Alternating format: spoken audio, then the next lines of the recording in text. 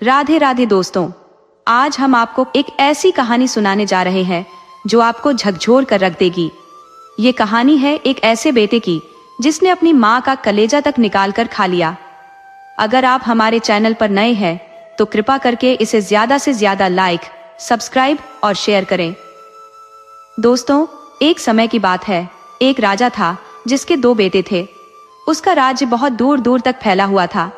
राजा और रानी अपने दोनों बेटों को बहुत प्यार करते थे, ठीक वैसे ही जैसे हर माँ बाप अपने बच्चों से करते हैं। वे दोनों राजकुमारों को बड़े लाड प्यार से पाल रहे थे और उनकी पढ़ाई लिखाई भी पूरी होने वाली थी। राजकुमार अब जवान हो चुके थे। समय का पता ही नहीं चलता, पलक झपकते ही राजकुमार बड़े हो गए।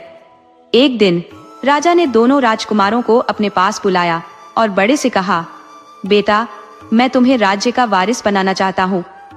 इस पर राजकुमार बोला, पिताजी, अभी तो मेरी पढ़ाई पूरी हुई है, मुझे अभी राज्य के बारे में कुछ भी नहीं पता। इतनी जल्दी क्या है? मुझे अभी देश दुनिया घूमने दीजिए ताकि मैं एक अच्छा राजा बन सकूं। राजा को अपने बेटे की बात बहुत पसंद आई। राजा ने कहा, ठीक है बेटा, जब तुम कहोगे तब हम तुम्हें युवराज बना देंगे। बड़ा बेटा फिर बोला, पिताजी, मैं अभी इस दुनिया को घूमना चाहता हूँ, अपना राज्य देखना चाहता हूँ कि हमारा राज्य कहाँ तक फैला हुआ है। मुझे अपने राज्य के विस्तार की जानकारी होनी चाहिए। उसके पिता ने उसे इजाजत दे दी और कहा, तुम जाओ और जो कुछ भी कमा कर लाओ ताकि मैं भी देखूं कि दोनों बेटों में से कौन राज्य का वारिस बनने के लायक है। जो लायक होगा उसे ही मैं युवराज बनाऊंगा। अब बड़ा बेटा चल पड़ा तो छोटा बेटा भी जिद करने लगा, पिताजी, मैं भी भैया के साथ घूमने जाऊंगा, मैं भी इस दुनिया को देखना चाहता हूँ। राजा ने उसे भी जाने की आज्ञा दे दी। अब रानी आरती की थाल में हल्दी, चंदन और दही लेकर आई। ये सोचकर कि मेरे बच्चे परदेश जा रहे हैं तो दही से उनका मुंह मीठा कराऊंगी और चंदन का टीका लगाऊंगी ताकि उनकी यात्रा सफल हो और उनके साथ कुछ भी अशुभ न हो। आखिर वह माँ थी जो अपने बच्चों की बहुत फिक्र करती थी और उसने कभी भी उन्हें इस तरह बाहर नहीं भेजा था। जब रानी थाल लेकर आई तो बड़ा बेटा तो निकल चुका था और छोटा बेटा निकलने वाला था। रानी ने छोटे बेटे की आरती की, उसे हल्दी चंदन का टीका लगाया और मिश्री मिली हुई दही उसे खिलाते हुए कहने लगी, जाने से पहले मीठा मुंह करना होता है। छोटे बेटे ने माँ और पिताजी के पैर छुए और चलते चलते उसने अपने बड़े भाई को पकड़ लिया। अब दोनों साथ साथ चलते चलते राज्य की सीमा पार कर गए। चलते रहने के कारण उन्हें भूख प्यास लगाई और उनका बुरा हाल हो रहा था। तभी उन्होंने एक बूढ़ी औरत को देखा। वे उसके पास गए और कहने लगे, बूढ़ी माँ, क्या हमें थोड़ा पानी मिल सकता है? बूढ़ी औरत ने देखा कि ये तो राजकुमार है, बड़े भले बच्चे हैं। वह कहने लगी, बेटा, मेरे पास यहाँ पानी नहीं है, अगर तुम्हें पानी पीना है तो मेरे साथ मेरे घर चलो। वह बूढ़ी भटियारन उन दोनों को लेकर अपने घर आ गई। घर आकर उसने दोनों राजकुमारों को पानी पिलाया। उस भटियारन का न कोई बेटा था न बेटी, उसके कोई रिश्तेदार या सगे संबंधी भी नहीं थे। बेचारी अकेली थी और अपना काम करके गुजारा करती थी। बच्चों को देखकर वह सोचने लगी, अगर ये दोनों लड़के मेरे पास रह जाए तो मेरी माँ बनने की इच्छा पूरी हो जाए। ये दोनों मेरे बेटे बन जाए तो मैं यहीं कट जाऊं। उसने उनके लिए खाना बनाकर उन्हें बड़े प्यार से खिलाया। ये प्रेम देखकर दोनों बच्चे कहने लगे, बूढ़ी माँ, हम आपके पास कुछ दिन रुकना चाहते हैं, इस नगर को घूमना और देखना चाहते हैं।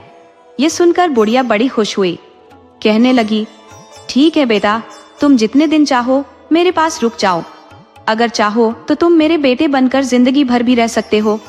इस पर दोनों लड़के बोले, बूढ़ी माँ, हम तो राजकुमार हैं और पड़ोसी राज्य के राजकुमार हैं, हम देश घूमने निकले हैं।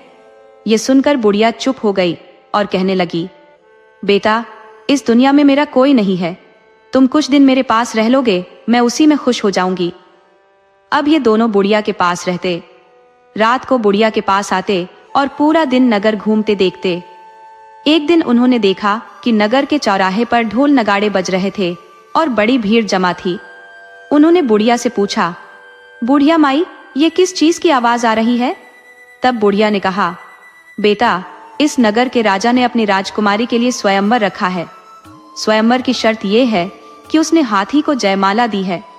हाथी जिस व्यक्ति के गले में जयमाला डालेगा उसके साथ राजकुमारी का विवाह हो जाएगा। ये सुनकर दोनों राजकुमार कहने लगे कि हम भी स्वयंवर में जाएंगे। बुढ़िया कहने लगी कि स्वयंवर तो कई दिनों से चल रहा है, हर रोज हाथी माला लेकर चौराहे पर आता है और खड़ा हो जाता है।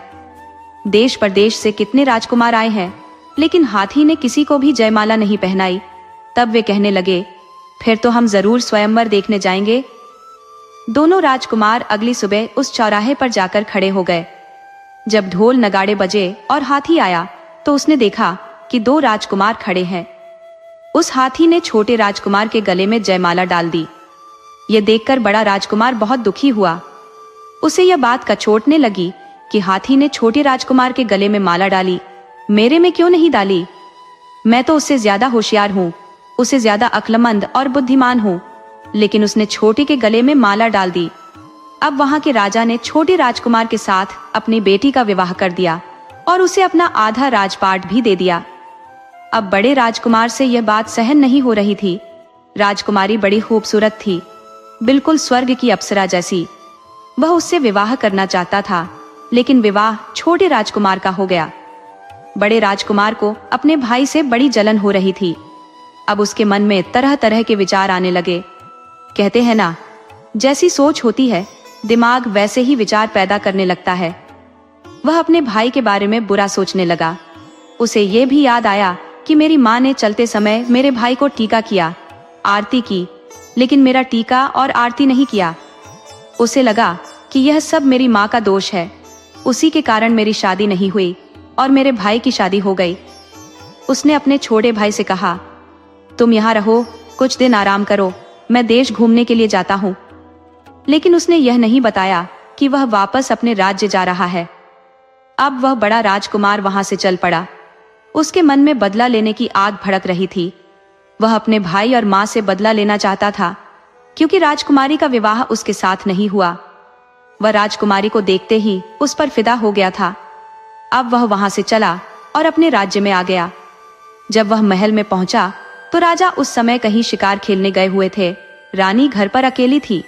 रानी ने अपने बड़े बेटे को देखकर उसे अपने गले से लगा लिया और कहने लगी, राजकुमार, तुम इतनी जल्दी कैसे लौट आए? तुम तो देश घूमने के लिए निकले थे। इस पर राजकुमार कहने लगा, माँ, छोटा है, उसकी नौकरी लग गई है। रानी ने पूछा, कहाँ है?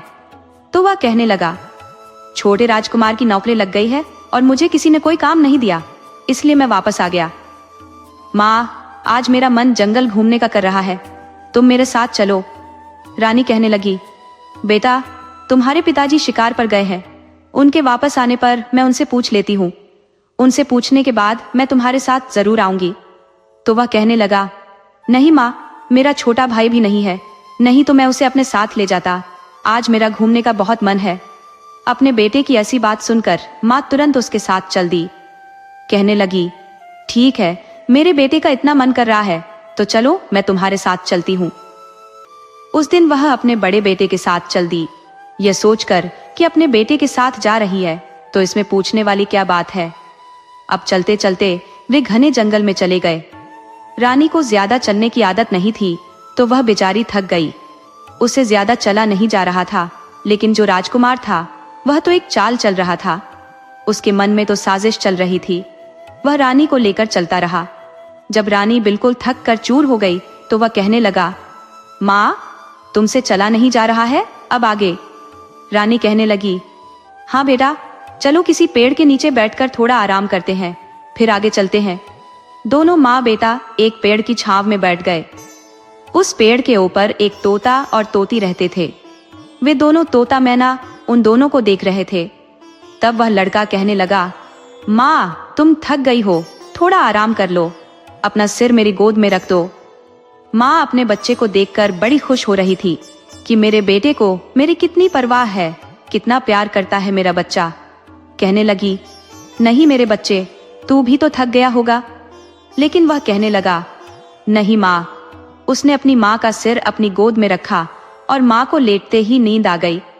जब माँ सो गई तो बेटे ने अपनी कटार निकाली और माँ के गले पर वार कर दिया।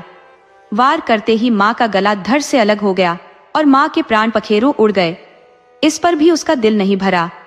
राजकुमार कहने लगा, तुमने हम दोनों भाइयों में फर्क किया। तुम छोटे भाई को चाहती हो, इसलिए उसकी शादी हो गई। तुमने उसको हल्दी टीका लगाकर, चंदन का टीका लगाकर, आरती करके विदा किया और मेरे साथ ऐसा व्यवहार किया। तभी मुझे राजकुमारी नहीं मिली और उसने माँ को मार दिया। तोता और मैना ऊपर बैठे सब देख रहे थे। उन्हें भी देखकर बड़ा दुख हुआ कि देखो कैसा कलयुगी बेटा है जिसने अपनी माँ को मार दिया। लेकिन इस पर भी उसे तसल्ली नहीं हुई। उसने कटार ली और अपनी माँ का कलेजा चीर कर निकाल लिया।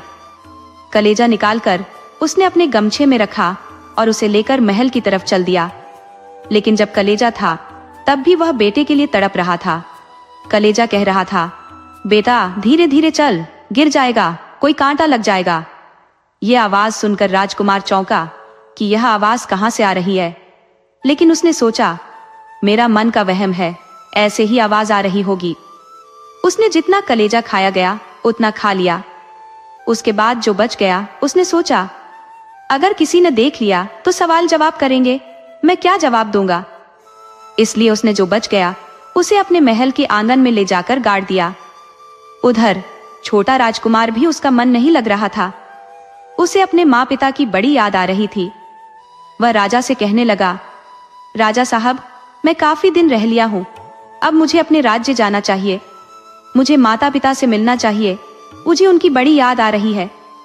वे भी मेरे लिए तड़प रहे होंगे, क्योंकि मेरा भाई तो अभी राज्य में पहुंचा नहीं होगा और उन्हें इस खुशखबरी का भी नहीं पता चला होगा कि मेरी शादी हो गई है। मैं अपनी पत्नी को साथ लेकर अपने राज्य जाना चाहता हूँ। उसकी यह बात सुनकर राजा बड़ा खुश हुआ कि देखो राजकुमार को अपने माता पिता की कितनी चिंता है।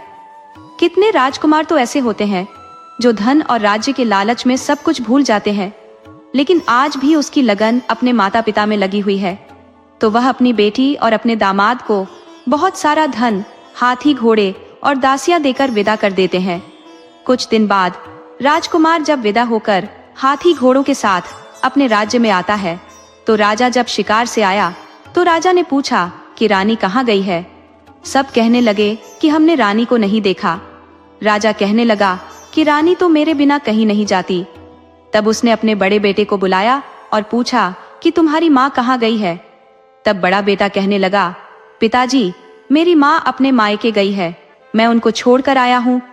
तब राजा को तसल्ली हो गई कि बेटा छोड़कर आया है तो अपने मायके चली गई होगी। मैं शिकार पर था, उसका मन नहीं लगा होगा, कोई नहीं, कुछ दिन बाद लौट आएगी। उधर छोटा बेटा अपनी पत्नी को लेकर जब राजमहल पहुंचा तो राजमहल में खुशियां छा गई। राजा कहने लगे, बेटा तुम्हारी माँ तो मायके गई है और इसलिए वह तो पता नहीं कब तक आएंगी। अब जो उसका गृह प्रवेश और जरूरी रस्में थी बहू की, राजा और जो उसके दास दासियां हैं, घर परिवार के लोग हैं, मिलकर जो रानी है मतलब पुत्रवधू, उसका गृह प्रवेश करा देते हैं। अब जो पुत्रवधू आई थी राजा की, वह बहुत ही संस्कारी थी, बहुत ही पूजा पाठ करने वाली थी। उसने आते ही घर का सारा काम संभाल लिया।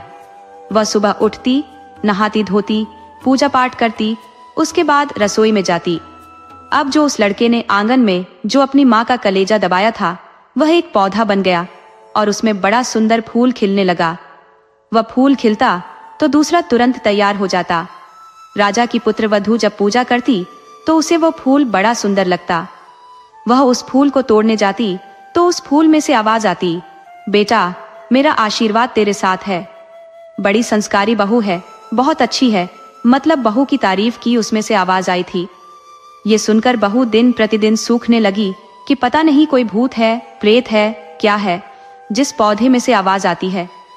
ये आवाज केवल बहू को आती थी और किसी को नहीं आती थी। एक दिन राजकुमार अपनी पत्नी से बोला, क्या बात है, तुम इतनी गुमसुम क्यों रहती हो, किस चीज की कमी है। तब वह बोली कि मैं क्या बताऊं, मुझे इस पेड़ में से ऐसी आवाज आती है जैसे कोई माँ अपनी बेटी से बात कर रही हो, मुझे बड़ा डर लगता है। राजकुमार ने कहा, अच्छा यह बात है। बहू ने कहा, जब भी मैं पूजा के लिए फूल तोड़ती हूँ तो इसमें से मुझे बड़ी माँ जैसी आवाज आती है, जैसे कोई माँ अपनी बेटी को आशीर्वाद दे रही हो। ये सुनकर राजकुमार राजा के पास पहुंचा और राजा को सारी बात बताई। राजा कहने लगा कि हाँ, मैं भी देख रहा हूँ, ये देखकर मैं भी हैरान हूँ। इससे पहले तो हमारे महल में यह पौधा नहीं था, ये अचानक कहाँ से आ गया? और इसका फूल देखो कितना सुंदर है। सब लोगों का ध्यान अपनी तरफ खींच रखा है, लेकिन अचानक यह कहाँ से आ गया? अब राजा ने अपने राजपुरोहित को बुलाया और उससे उसके बारे में पूछने लगे। राजपुरोहित कहने लगा, महाराज, मैं इसका जवाब नहीं दे सकता। मेरी समझ से परे है कि यह फूल कहाँ से आया है और यह क्या बोलता है।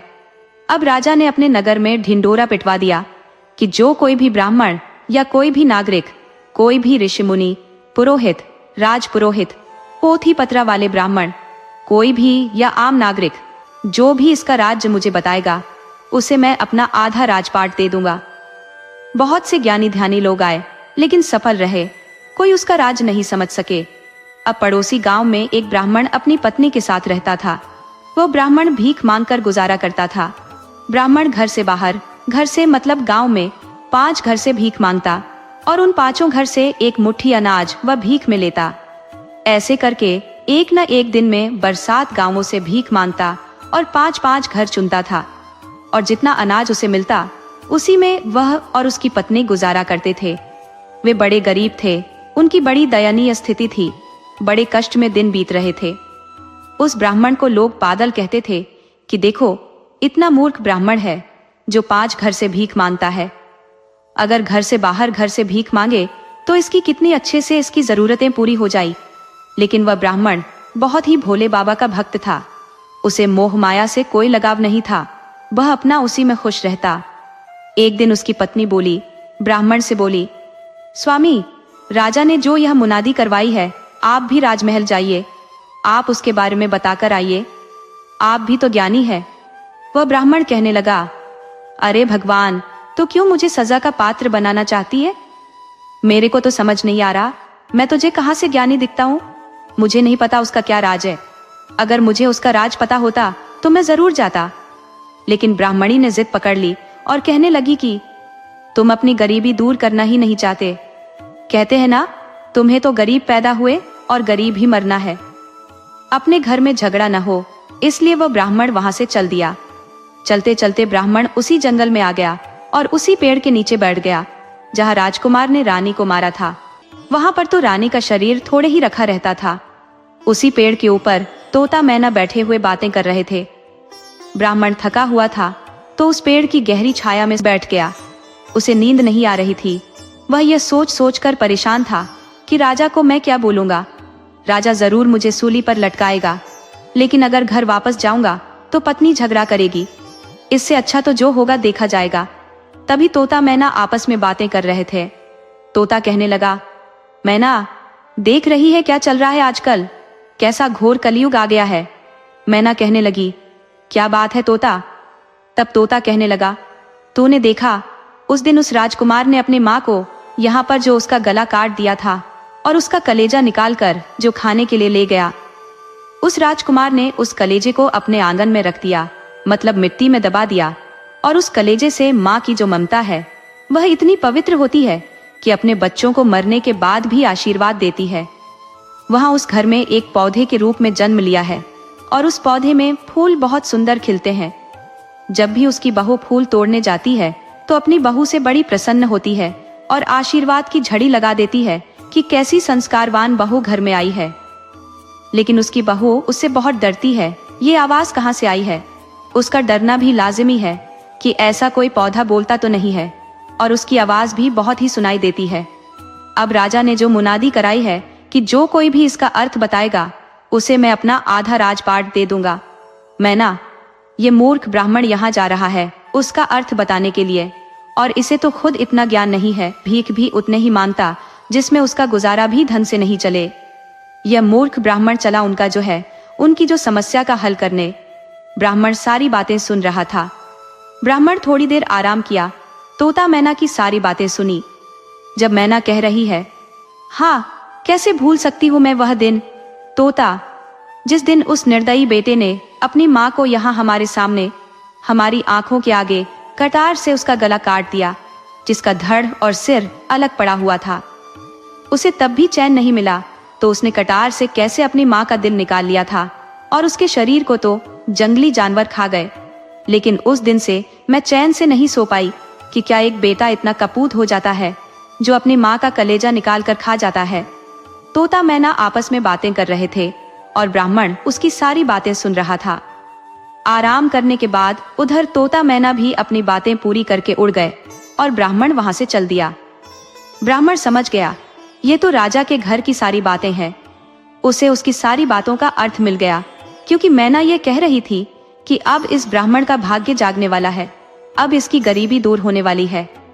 अब वह समझ गया कि राजा की ही बातें हैं, क्योंकि उसने तोता मैना की सारी बातें सुन ली थी। जब ब्राह्मण राजा के महल में गया तो उसने द्वारपाल से कहा कि राजा को बताओ, कोई ब्राह्मण आया है और वह तुम्हारी समस्या का हल बताएगा। द्वारपाल महल में गया और उसने राजा को ब्राह्मण के आने की बात बताई। राजा ने राजमहल में ब्राह्मण का बड़ा सत्कार किया, प्रेम से उसे बिठाया और अगले दिन जब दरबार सजा तो ब्राह्मण को दरबार में बुलाया गया। कुछ ब्राह्मण और भी थे जो ब्राह्मण को जानते थे। सब लोग उसका मजाक उड़ाने लगे। अरे यह तो वो ब्राह्मण है, ये भला क्या बताएगा, ये तो मूर्खता के लिए प्रसिद्ध है। लेकिन वह बिल्कुल भी विचलित नहीं हुआ। वह सबके ताने सुन रहा था, सबके व्यंग्य सुन रहा था। तब वह राजा से कहने लगा, राजा साहब, छोटी मुंह बड़ी बात, अपने बड़े राजकुमार को मेरे पास बुलाइए। राजा कहने लगे, साफ साफ बोलो ब्राह्मण, आप कहना क्या चाहते हो। राजा कहने लगे, महाराज, मैं आपको साक्षात प्रमाण दूंगा और आप जो भी फैसला लेंगे, अगर मेरी गलती हो तो आप मुझे सूली पर भी चढ़ा देना, क्योंकि जो रानी है वह कोई मायके नहीं गई है, कोई अपने पीहर में नहीं है, उसको तो तुम्हारे बेटे ने कत्ल कर दिया है। ये सुनकर राजा अपने सिंहासन से खड़ा हो गया और मारे गुस्से के थर थर कांपने लगा। कहने लगा, ब्राह्मण क्या बोल रहा है, तुम्हारी जबान खिंचवा दी जाएगी जो तुम राजकुमार पर इल्जाम लगा रहे हो। वह अपनी माँ से कितना प्यार करते हैं और उनकी माँ मुझसे कितना प्यार करती है, ये मैं बचपन से देखता चला आ रहा हूँ। ब्राह्मण बड़ा शांत था, कहने लगा। जो ब्राह्मण सभा में और भी लोग थे सब कहने लगे, राजा साहब, ये तो मूर्ख ब्राह्मण है, हम तो पहले ही कह रहे थे मूर्ख है। लेकिन ब्राह्मण कहने लगा, महाराज, मुझे बोलने का तो मौका दीजिए। अब राजा के जो राजपुरोहित थे वे बहुत बड़े थे। उन्होंने राजा को सलाह दी, राजा साहब, जो सजा देनी है वह तो बाद में तय होगी, पहले उसे अपनी पूरी बात तो करने दीजिए। राजा ने ब्राह्मण से कहा कि ठीक है। बड़े राजकुमार को महल में बुलवाया गया। बड़ा राजकुमार महल में आया तो ब्राह्मण कहने लगा, राजकुमार, तुम अपनी माँ को लेकर जंगल में गए थे। राजकुमार कहने लगा, आप क्या कह रहे हो ब्राह्मण देवता, आप झूठ बोल रहे हो। मैं तो, मेरी माँ तो मायके में रही है, मैं उसे मायके छोड़कर आया था, मैं खुद उसे लेकर गया था मायके। तब वह कहने लगा, नहीं राजकुमार, झूठ बोल रहा है। राजकुमार अपनी माँ को लेकर जंगल में गया और वहां इसने कटार से अपनी माँ का सिर धड़ से अलग कर दिया। ब्राह्मण का इतना कहना था कि सब लोग अपने सिंहासन से खड़े हो गए और हाय हाय करने लगे कि क्या रानी अब जीवित नहीं है। ब्राह्मण कहने लगा, नहीं, रानी अब जीवित नहीं है, क्योंकि राजकुमार जलन में आकर आपके छोटे भाई का विवाह हो गया था। इस बात से बहुत गुस्सा था। वह गुस्सा था कि मेरी माँ ने उनको टीका किया है, इसलिए मेरे भाई को हाथी ने पसंद किया है। मेरे साथ मेरी माँ ने कोई शुभ शकुन नहीं किया, इसलिए यह अपनी माँ से बदला लेना चाहता था। इसके मन में यह बैठ गई कि मेरी माँ छोटे राजकुमार को ही प्यार करती है, मुझे नहीं करती। यह अपनी माँ को जंगल में लेकर गया और वहां उसने अपनी माँ का धड़ से अलग कर दिया। तब भी इसका जो गुस्सा शांत नहीं हुआ तो उसने अपनी कटार से अपनी माँ का कलेजा निकाल लिया। ये सुनते ही राजा और लोग कांप गए, सबकी आंखों में आंसू आ गए। सब कहने लगे, हाय, ये इतना बड़ा दुष्कर्म कर दिया, इतना बड़ा पाप कर दिया। जो एक इतनी पतिव्रता नारी थी, इतनी अच्छी रानी थी हमारी, उनका कलेजा निकाल लिया। खुसर पुसर महल में होने लगी। उसके बाद ब्राह्मण बोला, क्यों राजकुमार, मैं सही कह रहा हूं ना। राजकुमार फिर हकलाया, कहने लगा कि यह ब्राह्मण झूठ है, झूठ बोल रहा है। ब्राह्मण कहने लगा कि जब उसने कलेजा निकाल लिया तो इसका दिल उससे भी नहीं भरा। ये कलेजे को लेकर आया और इसने इसे पकाया और पकाकर इसने उसे खाया। जितना इसे खाया गया उतना खा लिया। उसके बाद उसने उस कलेजे को आंगन में रोप दिया जहां वे पौधा उगा है, और उस पौधे ने जो फूल खिले हैं उनमें रानी की आत्मा बसी हुई है। रानी अपने घर परिवार से बहुत प्यार करती थी और वह बहुत पतिव्रता थी। उसमें इतना आसफा था तो वह अपनी बहू से बड़ी खुश है। उसकी बहू रोज पूजा पाठ करती है। वह अपनी बहू को ढेरों आशीर्वाद देती है। ये सुनकर सबको लगने लगा। तो राजा भी समझ गया कि बात तो यही है। इस पंडित को कैसे पता चली? इसने तो सारी बात सच सच बता दी है। तब पंडित कहने लगा, चलो हम उस पौधे के पास चलते हैं। तोता और मैना ये भी कह रहे थे कि वह जो बहू है, ये भी उस पंडित ने सुन लिया था कि जो बहू है उसके पास इतनी शक्ति है कि उसकी उंगली में अमृत है। अगर वह चीरा लगाकर उसमें 2 बूंद उस पौधे पर डाल देगी तो रानी बिल्कुल जीवित हो जाएगी। ये बात उस पंडित ने अभी तक नहीं बताई थी कि उसे यह भी मालूम था। जब सब लोग उस आंगन में आए तो पंडित ने पोथी पत्रा खोलकर थोड़ा सा नाटक किया कि देखता हूँ कि मैं रानी को जीवित भी कर सकता हूँ। ये देखकर तो सब और जय जयकार होने लगी पंडित की। रानी जीवित हो जाएगी तो ये तो बड़ा चमत्कार होगा। तब पंडित ने अपने झोले में से जो अपने पोथी पत्रा निकाले और आसन लगाकर थोड़ी देर के लिए आंख बंद करके कुछ न कुछ बुदबुदाने लगा। सब लोग समझ रहे थे कि पंडित जी तो बड़े चमत्कार हैं। हम तो इन्हें ऐसे ही बेवकूफ समझ रहे थे। थोड़ी देर बाद पंडित उठा और कहने लगा, महाराज अपने पुत्र वधू को बुलाइए।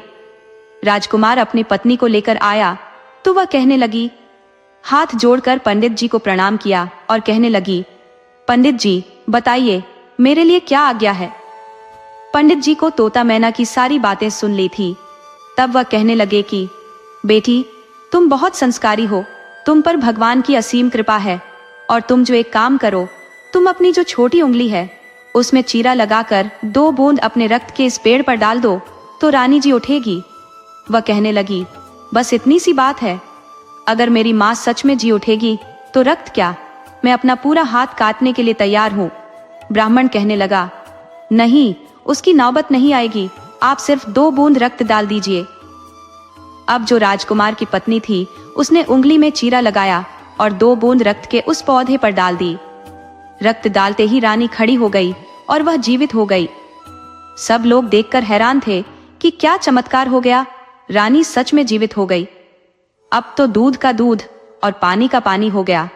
अब राजा कहने लगे, रानी को देखकर पहले तो राजा बहुत खुश हुआ। फिर राजा ने सोचा कि मैं रानी से ही पूछ लेता हूँ क्या बात हुई है। राजा ने कहा, रानी आपको कसम है हमारी, आप सच सच बताइए कि बात क्या है। राजकुमार ने तुम्हारे साथ क्या किया? रानी कहने लगी, मेरे साथ मेरे बच्चे क्या करेंगे, ये तो बच्चे हैं। फिर भी उनकी माँ की ममता आड़े आ रही थी। राजा ने कहा कि पूरी प्रजा सुनना चाहती है, तुम्हारे साथ क्या हुआ, पहले उसे बताइए। तब रानी कहने लगी, मेरा बड़ा राजकुमार मुझे यह कहकर जंगल में लेकर गया कि मुझे जंगल घूमना है। मेरा भाई अभी आया नहीं तो भाई को लेकर जाता, लेकिन वहां जाकर जो मैं थक गई, आराम करने लगी, तो मेरे बेटे ने मेरे सिर को अपनी गोद में रखा और मैं सो गई। उसके बाद क्या हुआ मैं कुछ नहीं जानती। अब राजकुमार जो बड़ा था वह थर थर कांपने लगा। वह समझ गया कि तुम्हारी तो पोल पत्ती सब खुल गई, क्योंकि सत्यता, क्योंकि जो उनकी प्रभु की भक्ति थी, जो चमत्कार थे कि दुनिया में चमत्कार तो होते रहते हैं। और तो वह समझ गया कि माँ के चरणों में गिर गया और चरणों को पकड़कर माफी मांगने लगा, गिड़गिड़ाने लगा। उसकी माँ ने अपने बेटे को उठाया और अपने सीने से लगा लिया। कहने लगी, बेटा तू क्यों रोता है? वह कहने लगा, माँ बड़ा पापी और दुष्ट हूं मैं, ऐसा नीच कर्म किया है, ऐसा तो कोई नहीं कर सकता। सही कहा है, पूत कपूत हो जाता है, माता कुमाता नहीं होती है, लेकिन मैंने तो इस बात को गलत साबित कर दिया कि पूत कपूत होता है और माता कुमाता नहीं होती। मैंने तुम्हारा जो कलेजा चीर कर खा लिया, तभी तुम मुझे सीने से लगा रही हो। उसे अपने ऊपर बड़ी ग्लानि हो रही थी। अब राजा के सामने सच्चाई आ गई। राजा ने तुरंत सिपाहियों को आदेश दिया कि वह इस राजकुमार को पकड़कर काल कोठरी में डाल दो, इसे बीच चौराहे पर फांसी पर लटकाया जाएगा। लेकिन जो रानी थी वह कहाँ मानने वाली थी। वह राजा से कहने लगी, राजा साहब मेरा दोबारा जन्म हुआ है और मैं नहीं चाहती कि मेरे बच्चों को दूर किया जाए, इसीलिए मैं चाहती हूँ, आपको मेरी कसम है, मेरे बच्चों को सुधरने का एक मौका दो, उसे कोई सजा न दो। रानी के बार बार कहने से राजा ने राजकुमार को माफ कर दिया, क्योंकि बड़े राजकुमार को अब अक्ल आ गई थी। वह समझ गया था कि माँ का प्यार क्या होता है। वह बहुत सुधर गया। अब जो राजा ने राजकुमार को माफ कर दिया, अब महल में खुशियां आ गई। पूरी जनता जो ब्राह्मण की जय जयकार करने लगी। अब ब्राह्मण ने राजा से कहा कि जो मैंने वचन दिया है मैं उसे भी पूरा करूंगा। और राजा ने अपना आधा राजपाट उस ब्राह्मण को दे दिया और उसे अपना राजपुरोहित बना दिया। इस तरह से उस गरीब ब्राह्मण की गरीबी दूर हो गई।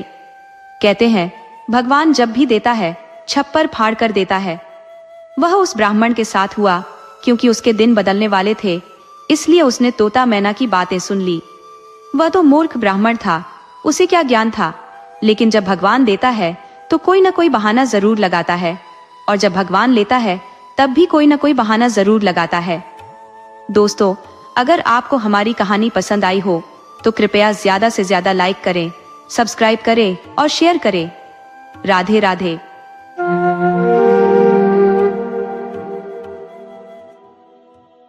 एक छोटे से गांव में एक बुजुर्ग महिला रहती थी, जिसके 2 बच्चे थे, एक बेटी और एक बेटा। बेटी बड़ी थी और उसका विवाह हो चुका था। वह अपने ससुराल में रहती थी। एक दिन बेटे को अपने घर भाई दूज का त्योहार मनाने का विचार आया। उसने माँ से पूछा, माँ, सबकी बहनें अपने भाइयों को तिलक करने के लिए आई हैं, मेरी बहन क्यों नहीं आई? बुढ़िया माँ ने समझाया, बेटा, तेरी बहन दूर रहती है, सफर लंबा है और उसके छोटे छोटे बच्चे भी हैं, इसलिए शायद नहीं आ पाई होगी। ये सुनकर बेटा उदास हो गया और बोला, अगर मेरी बहन नहीं आ पाई तो क्या मैं भी उसके घर नहीं जा सकता? माँ, मेरी बहन के लिए मीठे लड्डू बना दो, ताकि जब मैं वहां जाऊं तो उसके लिए कुछ ले जा सकूं। माँ ने बेटे की जिद को देखते हुए कहा, ठीक है बेटा, मैं तेरे लिए लड्डू बना देती हूँ। जैसे तैसे बुढ़िया माँ ने लड्डू बनाए और बेटे को दे दिए। बेटा बड़ी खुशी के साथ अपनी बहन के घर की ओर चल पड़ा। उसका रास्ता घने जंगल से होकर गुजरता था। रास्ते में चलते चलते उसकी नजर एक विशालकाय शेर पर पड़ी। शेर ने जब उस पर झपट्टा मारने की तैयारी की तो लड़के ने कहा, भैया, अभी मुझे मत खाओ, मैं अपनी बहन से भैया दूज का तिलक कराने जा रहा हूँ, वापस लौटते वक्त तुम मुझे खा लेना। शेर ने चेतावनी दी, मुझे धोखा मत देना, मैं यहीं तुम्हारा इंतजार करूंगा। लड़के ने हामी भरी और आगे बढ़ा। थोड़ी दूर चलने पर उसे एक नाक मिला। नाक ने फूंफकारते हुए कहा, मैं तुझे अभी रसूंगा। लड़के ने कहा, भाई, मुझे अभी मत दस, मैं अपनी बहन से दूज का तिलक कराने जा रहा हूँ, लौट कर आऊंगा तो तुम मुझे दस लेना। नाग ने भी कहा, ठीक है, मगर मुझे धोखा मत देना, मैं यहीं प्रतीक्षा करूंगा। इसके बाद लड़का आगे बढ़ा और रास्ते में एक चौड़ी नदी मिली। जैसे ही उसने नदी पार करने की कोशिश की, उसका संतुलन बिगड़ गया और वह डूबने लगा। उसने हाथ जोड़कर नदी से प्रार्थना की, हे यमुना मैया, मुझे जाने दो ताकि मैं अपनी बहन से तिलक करवा सकूं। लौटते समय तुम मुझे डुबो देना। यमुना ने संदेह के साथ पूछा, तू झूठ तो नहीं बोल रहा? लड़की ने वचन दिया कि वह सच कह रहा है। यमुना ने उसे रास्ता दे दिया। आखिरकार खुशी से भरा हुआ वह अपनी बहन के ससुराल पहुंचा। दरवाजे पर उसने देखा कि उसकी बहन चरखा काट रही थी। जैसे ही भाई ने घर के अंदर कदम रखा, चरखे की डोरी टूट गई। भाई ने पुकारा, बहन, बहन। उसकी आवाज सुनते ही बहन ने सिर उठाया और भाई को सामने देखकर खुशी से खिल उठी। मगर कैसे?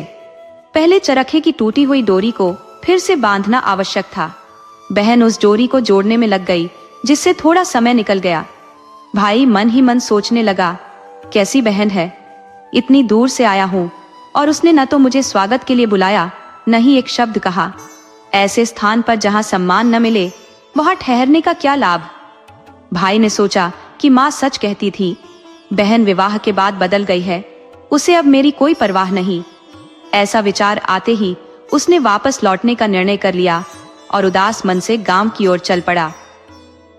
तभी जैसे ही भाई मुड़ा, डोरी बंध गई और चरखा फिर से चल पड़ा। बहन ने देखा तो दौड़कर भाई को पुकारते हुए कहा, भैया, कहाँ जा रहे हो? भाई ने पलटकर देखा और बोला, बहन, मैंने तुम्हें कितनी बार पुकारा, लेकिन तुमने मुझे कोई जवाब नहीं दिया, इसलिए मैं वापस लौट रहा था। बहन ने कहा, भैया, मैं तो चरखे की डोरी ठीक करने में लगी हुई थी। जैसे ही तुम घर आए वह टूट गई थी। मेरी वजह से तुम्हें बुरा लगा तो माफ कर दो। आओ भैया। इतना सुनकर भाई का दिल पिघल गया और बहन ने उसे स्नेहपूर्वक अपने घर के भीतर ले लिया। अंदर जाते ही बहन के चेहरे पर प्रसन्नता छा गई। उसने अपनी माँ का कुशल क्षेम पूछा और फिर भाई के स्वागत सत्कार की तैयारी में जुट गई। इसी क्रम में वह पड़ोसन के घर गई और उसे सलाह लेते हुए पूछने लगी, जब सबसे प्रिय अतिथि आए तो हमें क्या करना चाहिए? उसकी पड़ोसन, जो उसकी ननद भी थी और थोड़ी चुलबुली स्वभाव की थी, मजाक में बोली, अरे भाभी, जब इतना प्यारा मेहमान आए तो उसके लिए तेल का चौका लगाना चाहिए। बेचारी बहन उसकी बातों का मजाक समझ नहीं पाई और सोचने लगी कि उसे सच में तेल का चौका लगाना है। घर वापस जाकर उसने सचमुच तेल का चौका लगा दिया और घी में चावल भी पकाने की तैयारी करने लगी। समय बीतता गया पर न तो चौका तैयार हुआ और न ही चावल ठीक से पके। परेशान होकर वह दूसरी पड़ोसन के पास गई और कहा, बहन, मेरा प्यारा भाई इतने सालों बाद आया है, उसके स्वागत के लिए क्या विशेष करूं? दूसरी पड़ोसन ने भी सुझाव दिया, अरे 2 मिट्टी के चौके लगाओ और पानी में चावल सीजने के लिए रख दो। इस सलाह पर चलते हुए बहन ने घर लौटकर गोबर और मिट्टी से चौके बनाए और पानी में चावल सीजने के लिए रख दिए। इस बार चावल ठीक से पक गए। अब वह पूरे मनोयोग से भाई का स्वागत करने में लग गई और उसके लिए सजीव आदर सत्कार का आयोजन किया। भाई को भरपेट स्वादिष्ट भोजन परोसा और उसकी भरपूर आवभगत की। अब ननद खिलखिलाकर हंस पड़ी और बोली, अरे भाभी, तुम तो सचमुच भोली हो। मैंने तो मजाक किया था पर तुमने उसे सच मान लिया। बहन ने मुस्कुराते हुए जवाब दिया, कोई बात नहीं, भैया का प्यार है। इतने बरस बाद आए हैं तो मैंने सोचा कि शायद ऐसा ही कुछ होता होगा। इसके बाद उसने अपने भैया के साथ ढेर सारी खुशगवार बातें की, पूरे गांव की खबरें ली, बचपन की यादों को ताजा किया। भैया 4-5 दिन वहीं रुका। बच्चों ने भी उसे मामा मामा कहकर घेर लिया और खूब मस्ती की। बहन का 7-8 महीने का छोटा बेटा था, जिसे वह दूध पिलाकर पालने में सुला देती और फिर घर के काम में लग जाती। भैया ने गांव में जीजा के साथ घूमने का भी आनंद लिया और बच्चों के संग खेलकर मन बहलाया। कुछ दिन बिताने के बाद भैया ने बहन से कहा, बहन, अब मुझे लौटना होगा, माँ इंतजार कर रही होगी। बहन ने कहा, ठीक है भैया, तुम सुबह जल्दी निकल जाना, मैं तुम्हारे लिए रास्ते का खाना भी बना दूंगी। भैया ने सहमति में सिर हिलाया और कहा, हाँ बहन, मुझे बहुत दूर पैदल जाना है, तो तुम सुबह जल्दी उठना ताकि मैं समय पर निकल सकूं। उन दिनों यातायात के साधन नहीं थे, केवल बैलगाड़ियां या पैदल चलने का ही विकल्प था। बहन बोली, भैया, तुम बिल्कुल निश्चिंत रहो, मैं तुम्हारी सारी तैयारी कर दूंगी और तुम्हें सुबह ही विदा कर दूंगी। भोर होते ही बहन उठी और चक्की पर आटा पीसने लगी। उसने अपने भैया के लिए थोड़ा गेहूं पिसा, लेकिन अनजाने में आटे में एक सांप का हिस्सा मिल गया जो उसे दिखाई नहीं दिया। उसने उसी आटे से जल्दी जल्दी रोटियां बना दी और पोटली में बांधकर अपने भैया को दे दी। भैया ने पोटली थामी, आशीर्वाद लिया और अपने रास्ते निकल पड़ा। कुछ दूर चलने के बाद दिन पूरी तरह निकल आया। उधर बहन घर पर चक्की साफ कर रही थी, तभी उसकी नजर पिसे हुए सांप के हिस्से पर पड़ी। उसे देखते ही वह घबरा गई, उसकी आंखों में आंसू आ गए। हे भगवान, मेरे भैया ने अगर ये रोटियां खा ली तो वह तो मर जाएगा, वह बुदबुदाई। इतना सोचते ही वह घर में सब कुछ यूं ही छोड़कर अपने सोते हुए बच्चे को भी परवाह किए बिना बस अपने भैया की ओर दौड़ पड़ी। वह रोते चिल्लाते हुए उसी रास्ते पर भागने लगी जिस पर भैया गया था। जंगल के रास्ते में दौड़ते दौड़ते वह बढ़ के एक बड़े पेड़ के नीचे पहुंची जहां उसका भाई सोया हुआ था। शाम का वक्त था और बहन को लगा कि भैया ने रोटियां खा ली होंगी। ये सोचकर उसकी आंखों से आंसू बहने लगे। दिल में भय समा गया कि कहीं उसने अपने भैया को खो न दिया हो। तभी बहन देखती है कि उसके भाई की पोटली में बंधी रोटियां वैसे की वैसे रखी है। यह देख वह राहत की सांस लेती है और मन ही मन ईश्वर का धन्यवाद करती है कि उसका भाई सुरक्षित है। वह जल्दी से पास में एक गड्ढा खोदती है और उन रोटियों को उसमें दबा देती है। फिर अपने भाई के जागने का इंतजार करते हुए वहीं बैठ जाती है। कुछ देर बाद जब उसका भाई उठता है और अपनी बहन को वहां बैठा देखता है तो हैरान होकर पूछता है, अरे बहन, तुम यहाँ क्या कर रही हो? तब बहन जवाब देती है, भैया, जब मैं तुम्हारे सफर के लिए सुबह आटा पीस रही थी तो उस आटे में गलती से एक सांप भी पिस गया। मुझे डर हुआ कि अगर तुमने वो रोटियां खा ली तो तुम्हें कुछ हो सकता है, इसलिए भैया मैं बेचैन होकर तुम्हारे पीछे दौड़ी चली आई। शुक्र है कि तुमने रोटियां नहीं खाई और मैंने उन्हें एक गड्ढा खोद कर दबा दिया। दोनों भाई बहन वहीं बैठकर आपस में बातें करने लगे। भाई ने कहा, ठीक है बहन, अब मुझे जाना होगा, तुम घर लौट जाओ।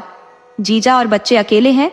बहन ने हामी भरी, ठीक है भैया, मैं लौट जाऊंगी, पर यहाँ तक आने में थक गई हूँ, थोड़ी देर आराम करूंगी और मुझे बहुत प्यास भी लग रही है, चलते चलते गला सूख गया है।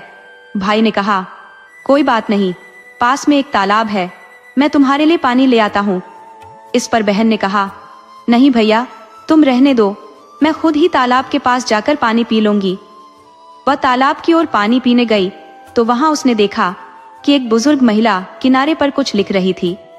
जब बहन ने तालाब के किनारे बैठी उस बुजुर्ग महिला को देखा तो उसे यह देखकर आश्चर्य हुआ कि इतनी घने जंगल में यह बुढ़िया यहाँ क्या लिख रही है। उत्सुकतावश वह पास गई और विनम्रता से बोली, माँ जी, आप कौन है और यहाँ इस निर्जन स्थान पर अकेले क्या कर रही है? बुढ़िया ने धीरे से जवाब दिया, बेटी, मैं बेमाता हूँ। आज एक भाई की बहन ने सांप को मार दिया, पर उसी के कारण उस भाई की मृत्यु की कथा लिख रही हूँ जो उसके भाग्य में बदी है। ये सुनते ही बहन का मन सशंकित हो उठा और उसे आभास हुआ कि यह बात उसके अपने भाई से जुड़ी है। वह बुजुर्ग महिला से बोली, माँ जी, क्या ऐसा कोई उपाय है जिससे मैं अपने भाई की रक्षा कर सकूं? बेमाता ने गंभीरता से कहा, बेटी, तेरा भाई उन विरलों में से है जिनकी बहन ने कभी उन्हें अपशब्द नहीं कहे, न कभी अभिशाप दिया, मगर उसके भाग्य में कठिनाइयां लिखी है। अगर वह जहर से बच भी गया तो आगे उसे उफनती नदी मिलेगी जिसमें उसका डूबना तय है, और यदि उससे भी उसका जीवन बच निकला तो एक विषैला काला नाग उसके रास्ते में प्रतीक्षा करेगा। अगर वह सांप उसे नहीं काटेगा और यदि उससे भी वह बच गया तो आगे एक भयानक और विकराल शेर उसका इंतजार कर रहा है जिसे उस लड़के ने इंतजार करने का आदेश देकर छोड़ा था। तब वह बहन किसी उपाय के लिए बुजुर्ग माँ जी से आग्रह करती है, माँ जी, कृपया ऐसा कोई उपाय बताइए जिससे मैं अपने भाई की सुरक्षा कर सकूं। माँ जी बताती हैं, यदि कोई बहन नदी में छूनरी चढ़ा दे तो नदी मैया प्रसन्न हो जाएंगी और रास्ता दे देंगी, उसे डुबोने का विचार त्याग देंगी।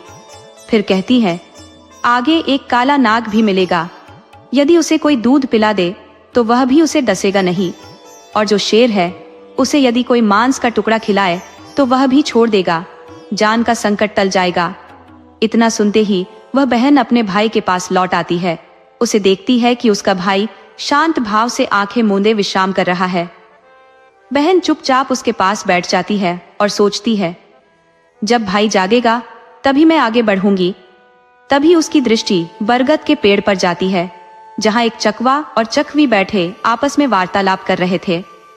बहन उनकी बातचीत को सुनती है जो कि उसकी समझ में आ रही थी। चकवा चकवी से कहता है, चकवी, इस लड़के का भाग्य इन तीनों संकटों से बचाव करेगा, चौथा संकट ही इसे आघात पहुंचा सकेगा। एक तो यह संकट टल गया, 3 और मार्ग में आकर भी इसे हानि नहीं पहुंचा पाएंगे क्योंकि इसकी माता ने उपाय सुझा दिए थे, लेकिन अब भी इसकी 4 घातक परीक्षाएं शेष है। कौन इसे इनसे सुरक्षित निकालेगा? तब चकवी कहती है, पियाजी, ऐसा क्या है जो इस बालक के भाग्य में इतनी बार मृत्यु लिखी हुई है? चकवा उत्तर देता है, प्रिय, यह एक सच्चे हृदय वाली बहन का भाई है। उसकी बहन ने कभी उसे कटु वचन नहीं कहे, कभी उसके प्रति दुर्भाव नहीं रखा। तब चकवी कहती है, तो बताइए, इसके जीवन की वे कौन सी बाधाएं हैं और वे कैसे आएंगी? चकवा कहता है, जब इस लड़के का विवाह तय हो जाएगा और यह घुड़छड़ी के लिए अपने घर से निकलेगा तब उसके घर का दरवाजा इस पर आ गिरेगा। यदि वह यहाँ भी बच गया तो बारात में आगे बढ़ते समय मार्ग में एक विशाल बरगद का वृक्ष आएगा।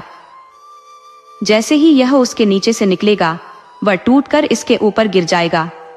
यदि यह वहां भी बच गया तो फेरों के समय उस पर एक नाग छोड़ा जाएगा जो इसे डस लेगा और अगर यहाँ भी वह बच निकला तो अंत में जब यह देवताओं की पूजा करके उनके सम्मुख विश्राम करेगा, तब एक भयानक दानव प्रकट होगा जिसके 2 सिर और 4 हाथ होंगे और वह इसे उठा ले जाएगा।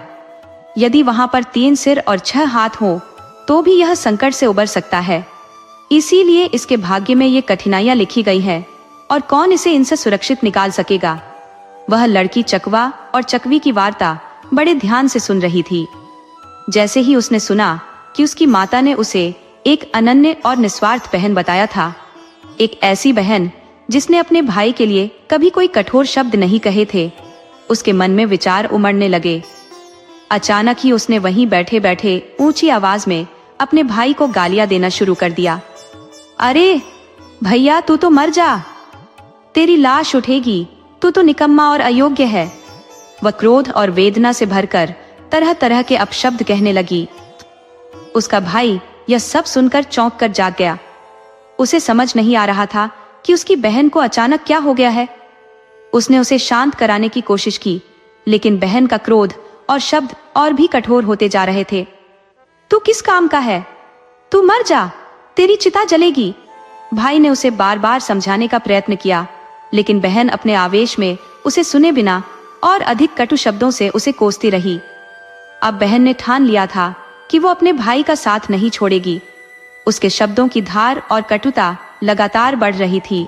भाई को यह समझ नहीं आ रहा था कि बहन, जो कभी तू कहकर भी नहीं बोलती थी, अब अचानक इतनी तीखी बातें क्यों कर रही है। वह हैरान था कि शायद बहन के मन में कुछ खोट आ गया हो, या शायद उस पर किसी अनजान शक्ति का प्रभाव हो गया हो। रास्ते में चलते चलते दोनों एक नदी के किनारे पहुंचे। नदी में उफान था जो डरावने अंदाज में बह रही थी, मानो दोनों को डुबो देना चाहती हो।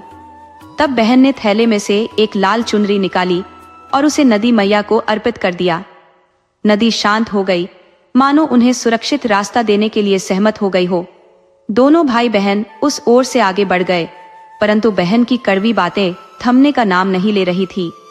वह निरंतर भाई को श्रापित करती जा रही थी। कुछ आगे चलकर उन्होंने देखा, एक काला नाग फन फैलाए खड़ा था, जैसे उसी का इंतजार कर रहा हो। बहन ने तुरंत नाग के सामने दूध से भरी कटोरी रख दी। नाग ने दूध पिया और शांत भाव से झाड़ियों में लुप्त हो गया। रास्ता साफ हो गया। अब भाई बहन वहां से फिर आगे बढ़ते हैं, लेकिन बहन का क्रोध और कटु शब्दों की बौछार थमने का नाम ही नहीं ले रही थी। भाई बार बार विनती करता, बहन शांत हो जा, क्यों मुझे यूं लानत मलानत दे रही है। पर बहन के रुख में जरा भी बदलाव नहीं आया, मानो किसी अदृश्य बल ने उसे जकड़ लिया हो। तभी रास्ते में उन्हें एक और प्राणी दिखाई देता है, मानो उसी की प्रतीक्षा में खड़ा हो। लेकिन बहन तुरंत मांस का एक टुकड़ा उसकी ओर फेंक देती है और प्राणी भोजन की ओर खींच जाता है। वे दोनों सुरक्षित वहां से आगे बढ़ जाते हैं। जब वे गांव पहुंचते हैं तो भाई कहता है, अब तो बस कर बहन, गांव आ गया है, लोग देखेंगे तो क्या सोचेंगे कि कैसी बहन है जो अपने भाई को यूं कोस रही है। परंतु भाई की बातों का बहन पर कोई असर नहीं पड़ा और उसकी कटुता वैसी की वैसी बनी रही। अंततः वे दोनों एक बुजुर्ग महिला के घर पहुंचते हैं। बुजुर्ग महिला उन्हें देख कहती है, अरे बेटा, तेरी बहन को क्या हो गया है जो वह ऐसी अपशब्द कहे जा रही है। भाई ने अपनी माँ को समझाया, माँ, जंगल में एक पेड़ के नीचे आराम किया था, तब से ये कुछ अजीब ही व्यवहार कर रही है। बुजुर्ग महिला यह सुन चिंतित हो उठी। उसे लगा कि शायद उसकी बेटी पर किसी दुष्ट शक्ति का साया आ गया है। उसने आसपास के पड़ोसियों से भी सलाह मशवरा किया, टोने टोटके और तांत्रिकों का सहारा भी लिया, परंतु लड़की का हाल जस का तस रहा। वह हर सुबह उठते ही गाली गलौज शुरू कर देती और रात में सोने तक यही चलता रहता। वह खाना खाती, पानी पीती, पर हर क्षण उसके मुख से कटु वचनों का प्रवाह रुकता नहीं। बुजुर्ग माँ ने चिंतित होकर कहा, बेटा, ऐसा कब तक चलेगा? लोग बातें बना रहे हैं, हर तरह का इलाज करवा लिया, पर यह सुधर नहीं रही। इस हालत में इसे ससुराल भेजना भी मुमकिन नहीं, वहां इसका ख्याल कौन रखेगा। अब वह मायके में ही रहने लगी और भाई के विवाह की राह भी अवरुद्ध हो गई। माँ के इकलौते बेटे के लिए जब भी रिश्ता आता, बहन अपने भाई को सबके सामने कोसने लगती। कुछ संभावित रिश्तेदार तो उसकी यह हालत देखकर ही चले जाते। कहते, जिसकी बहन ऐसी हो उसकी पत्नी सुखी कैसे रह सकेगी। एक दिन एक प्रतिष्ठित परिवार का रिश्ता आया। माँ ने आशा भरे स्वर में कहा, बेटी, तू अपने भाई की खुशी के लिए थोड़ा संयम बरत ले। उसकी उम्र निकल रही है, कुछ तो सोचे। पर वह फिर भी गाली गलौज करने लगी।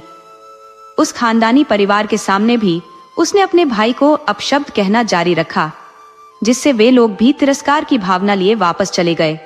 भैया के सामने ही बहन ने फिर से अपशब्दों की बौछार कर दी। बुजुर्ग माँ ने हतप्रभ होकर कहा, पता नहीं इस लड़की को क्या हो गया है। भाई के साथ घर लौटते ही इसके स्वभाव में यह विचित्र बदलाव आ गया है। वधू पक्ष ने सांत्वना दी, कोई बात नहीं, ये मस्तिष्क की किसी अस्थायी समस्या का परिणाम है, जल्द ही सब ठीक हो जाएगा। हमारी बेटी को आपके बेटे के साथ निभाना है और इससे कोई असर नहीं पड़ेगा। इस तरह विवाह का प्रस्ताव स्वीकार कर लिया गया। सगाई हो गई और विवाह का दिन भी तय हो गया। जिस दिन विवाह का मुहूर्त आया, दूल्हे को सजाने की तैयारियां चल रही थी। जैसे ही दूल्हा बनकर वह घोड़ी पर चढ़ने को हुआ, बहन अचानक आंगन के दरवाजे पर खड़ी हो गई और बोली, मैं अपने भाई को इस दरवाजे से बाहर नहीं जाने दूंगी। लोगों ने समझाने की कोशिश की, अरे तेरा क्या हो गया है? अगर उसे दरवाजे से निकलने नहीं दोगी तो बारात कैसे जाएगी? मगर वह अपनी जिद पर अड़ी रही। गांव के कुछ बुजुर्गों ने कहा, छोड़ो, ये तो मानसिक विकार से पीड़ित है, इस पर ध्यान न दो। चलो दीवार में एक और दरवाजा बना देते हैं। फिर उन्होंने दीवार में एक दूसरा दरवाजा तोड़ दिया। जैसे ही वह दूसरा दरवाजा बना, दूल्हा उसी से बाहर निकल गया और बारात ने अपनी यात्रा शुरू की और पहला किवाड़ धड़ाम से जमीन पर आ गिरा। अब लोग बोले, अरे ये तो कोई बड़ी अनहोनी का संकेत लग रहा था जिससे हम बचे हैं। लड़की थोड़ी विचित्र तो है और समझदार है। अब जब घुड़छड़ी की रानक पूरे गांव के चारों ओर फैल चुकी थी, तो रास्ते में एक विशाल बरगद का पेड़ पड़ता था। लड़की वहां आ गई और बोली, मेरे भाई को इस पेड़ के नीचे से नहीं जाना चाहिए। लोगों ने कहा, अरे लाली, ये क्या कह रही हो, पागल हो गई हो क्या? सबकी घुड़छड़ी इसी रास्ते से होती है, सब इसी मार्ग से गुजरते हैं। पर लड़की की जिद को देखकर लोगों ने सोचा, चलो इसे संतुष्ट कर देते हैं। जब बुजुर्गों ने इसकी बात मान ली है तो हम क्यों इसे नजरअंदाज करें। और आखिरकार उसे एक दूसरे मार्ग से निकाला गया। जैसे ही उसने वह रास्ता पार किया, पेड़ अचानक ही चरमराया और नीचे आ गिरा। अब लोग कहने लगे, लड़की कुछ तो जानती है, शायद उसकी बात में कोई गूढ़ अर्थ छिपा है। बारात को जल्दी से रवाना करने की तैयारियां होने लगी। लड़की ने अचानक ऐलान किया, मैं भी बारात में जाऊंगी। गांव के लोगों ने टोका, अरे लड़कियां बारात में नहीं जाती, पुरानी परंपरा है कि औरतें बारात से दूर ही रहती हैं। पर लड़की अपनी जिद पर अड़ गई और जब उसे रोका गया तो गाली गलौज करने लगी। बुजुर्गों ने कहा, ये वहां भी गाली बक देगी, इससे तो बेइज्जती होगी, इसे यहीं रोकना ठीक होगा। मगर लड़की नहीं मानी और बैलगाड़ी में जाकर बैठ गई। समाज के लोग कहने लगे, ठीक है, इसे जाने दो। इसके घर वाले जानते हैं कि लड़की का दिमाग जरा अलग चलता है, इसलिए इसे रोका नहीं जा सकता।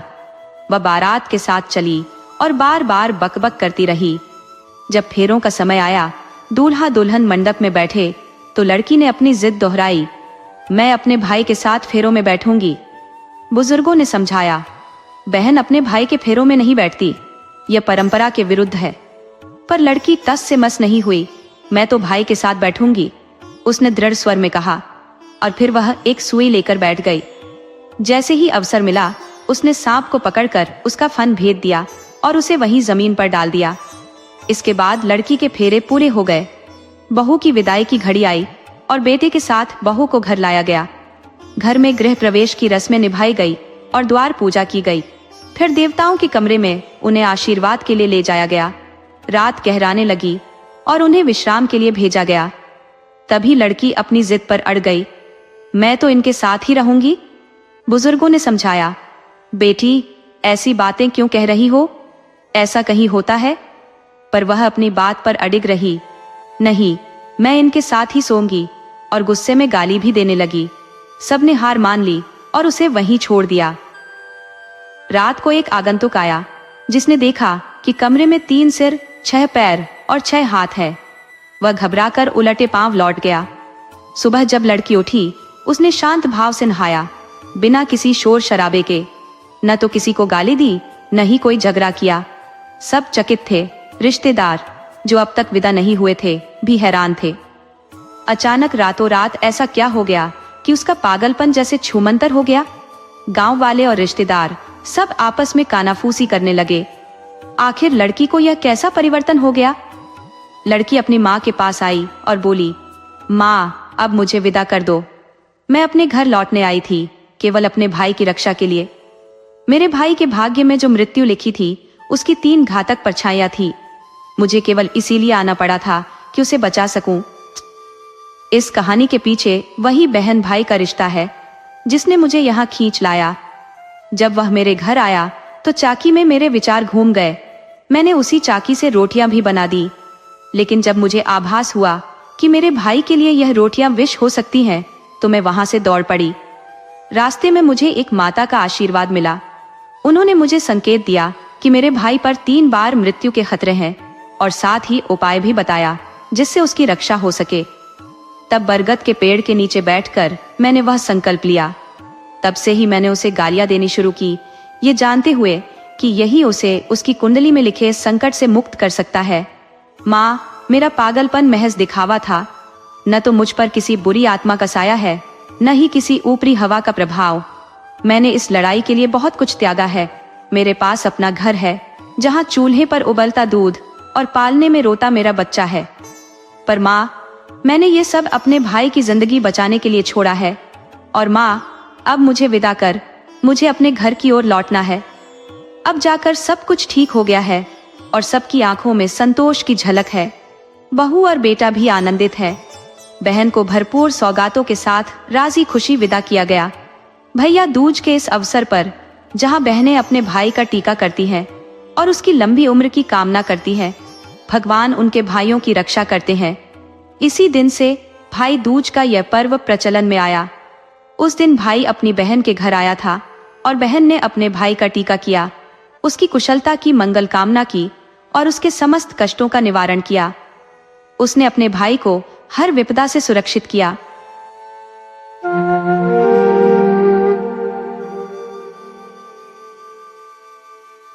एक जमाने की बात है।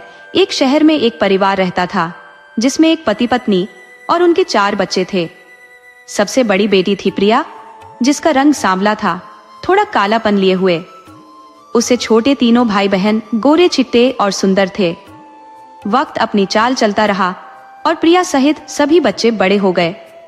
उनकी पढ़ाई लिखाई भी पूरी हो गई थी, लेकिन प्रिया के लिए जो भी रिश्ता आता, उसके सांवले रंग के कारण सब उसे ठुकरा देते। उसका कहीं भी रिश्ता पक्का नहीं हो पा रहा था।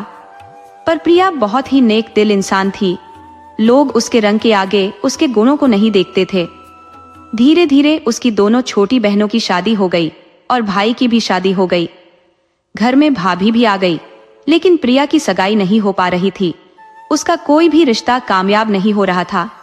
उसकी उम्र भी निकली जा रही थी। माता पिता इसी सोच में डूबे रहते थे कि कैसे हमारी बेटी की शादी हो जाए, यह भी अपना घर बसा ले। दिन ब दिन भाभी भी रोज नए नए ताने देती, जिससे वह बेचारी बहुत दुखी रहती। उसका काला रंग उसके लिए मानो एक शाप बन गया था। आज फिर उसे लड़के वाले देखने के लिए आ रहे थे। तब प्रिया की माँ कहने लगी, बेटी, ये नए कपड़े ले, थोड़ा सज संवर ले, तुझे लड़के वाले देखने आ रहे हैं, क्या पता आज तेरा रिश्ता पक्का हो जाए। वह कहने लगी, माँ, तुम बार बार मेरी बेइज्जती करवाती हो। सारे रिश्ते वाले मेरे मुंह पर ही ठुकरा कर चले जाते हैं। तुम क्यों मेरी शादी के पीछे पड़ी हो। तब उसकी माँ कहने लगी, बेटी, हम चाहते हैं कि तेरा घर बस जाए और हमारी जिम्मेदारी पूरी हो जाए। तेरे सब भाई बहन जिंदगी में आगे बढ़ गए हैं, हमारे बाद तेरा क्या होगा। हमारे सामने तेरी भाभी तुझे इतना भला बुरा कहती है, लेकिन हम चुप रहते हैं। हम कुछ नहीं कह सकते क्योंकि हम मजबूर हैं। अब प्रिया बेमन से तैयार हो गई और चाय की थाली, जिसमें नाश्ता वगैरह था, लेकर मेहमानों के कमरे में गई। वहां लड़का, लड़के के माता पिता बैठे थे। जब उन्होंने प्रिया को देखा तो एकदम से खड़े हो गए और लड़के की माँ कहने लगी, कैसी काली कलूटी लड़की है, मेरा लड़का तो लाखों में एक है, मैं ऐसी किस्मत कैसे करूंगी। तब दोनों पति पत्नी उठने लगे। तब प्रिया का पिता हाथ जोड़कर कहने लगा, ऐसा मत कीजिए, मेरी लड़की बड़ी गुणवान है, उसके गुणों की कद्र कीजिए। रंग से घर नहीं बसता। रंग का क्या है, रंग तो होते हैं। जो पति पत्नी होते हैं उनके गुणों को मिलना चाहिए, ताकि अच्छे घर की नींव रखी जाए, ताकि संसार में जो पीढ़ियां आने वाली है वे संस्कारवान बने। उसका पिता उनके बहुत हाथ जोड़ रहा था, लेकिन वे नहीं मान रहे थे। तभी लड़के के पिता और प्रिया के पिता में आपस में बातें होने लगी। लड़के के पिता कहने लगे, अच्छा ठीक है, हम तुम्हारी बेटी की सगाई कर लेंगे, तुम्हारी शादी कर देंगे अपने बेटे से, लेकिन ये बताओ कि आप हमें दहेज में क्या दोगे। तब जो प्रिया का पिता था वह ठीक ठाक था, ज्यादा गरीब नहीं था। वह कहने लगा, आप जो भी कहोगे वह सब मैं दहेज में दूंगा।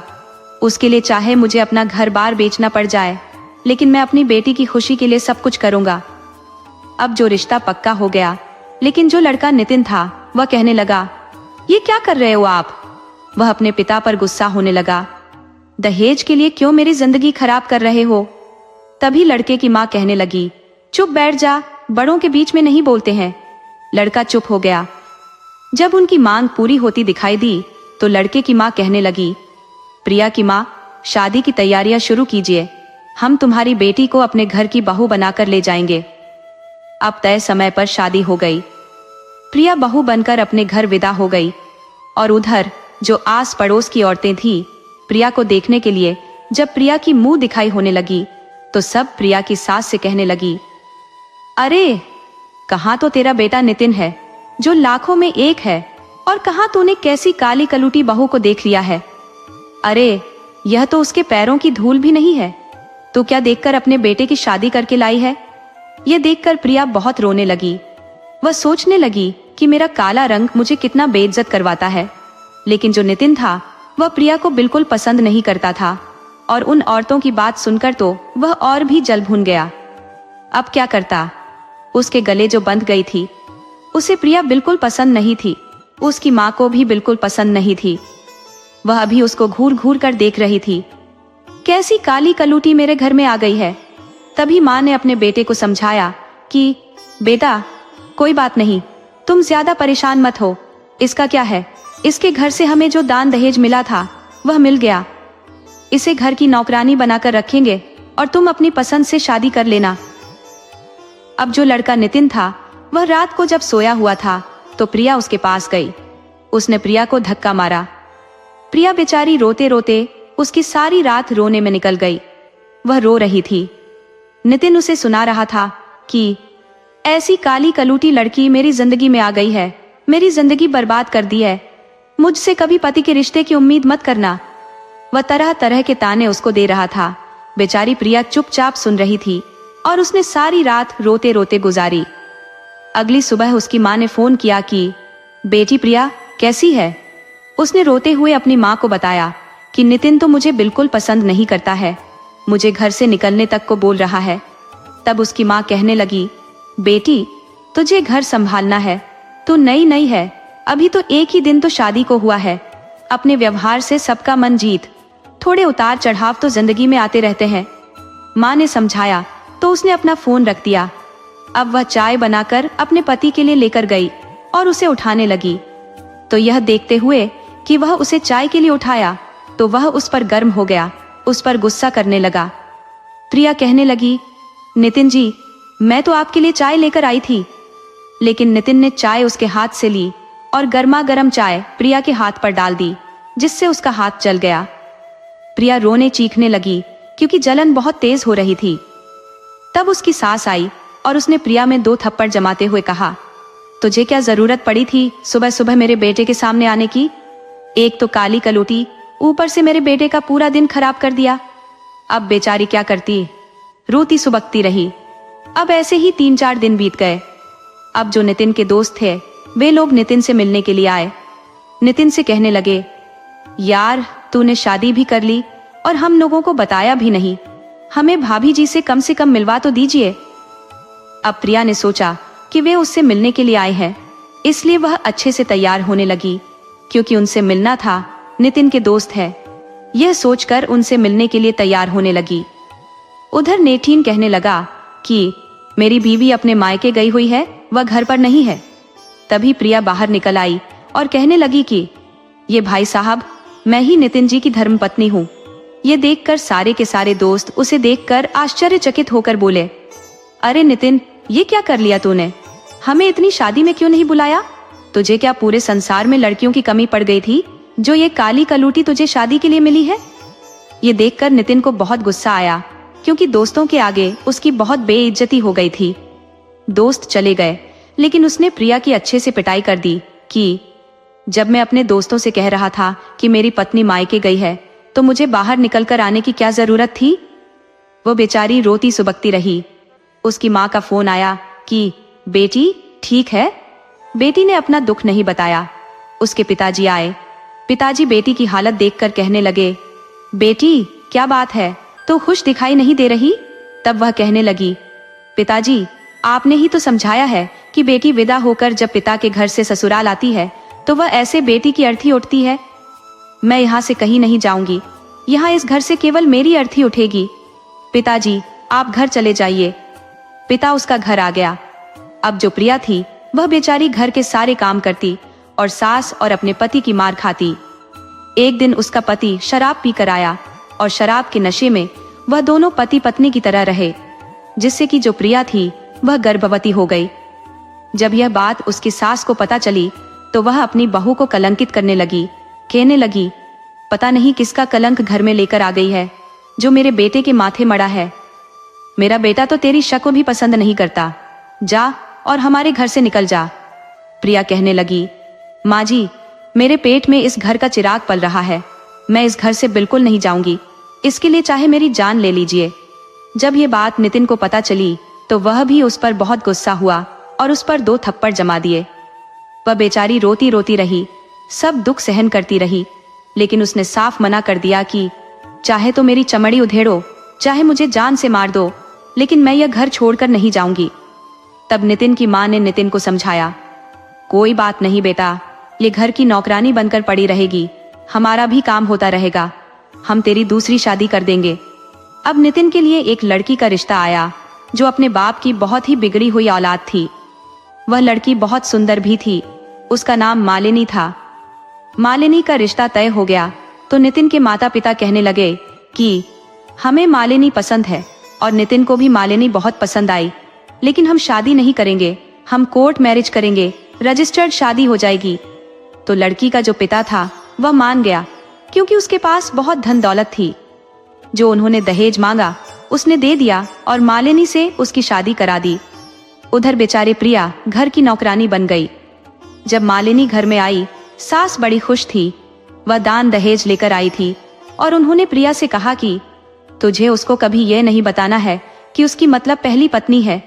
हमने उससे कहा है कि उसकी पत्नी चरित्रहीन थी, इसलिए हमने उसे घर से निकाल दिया।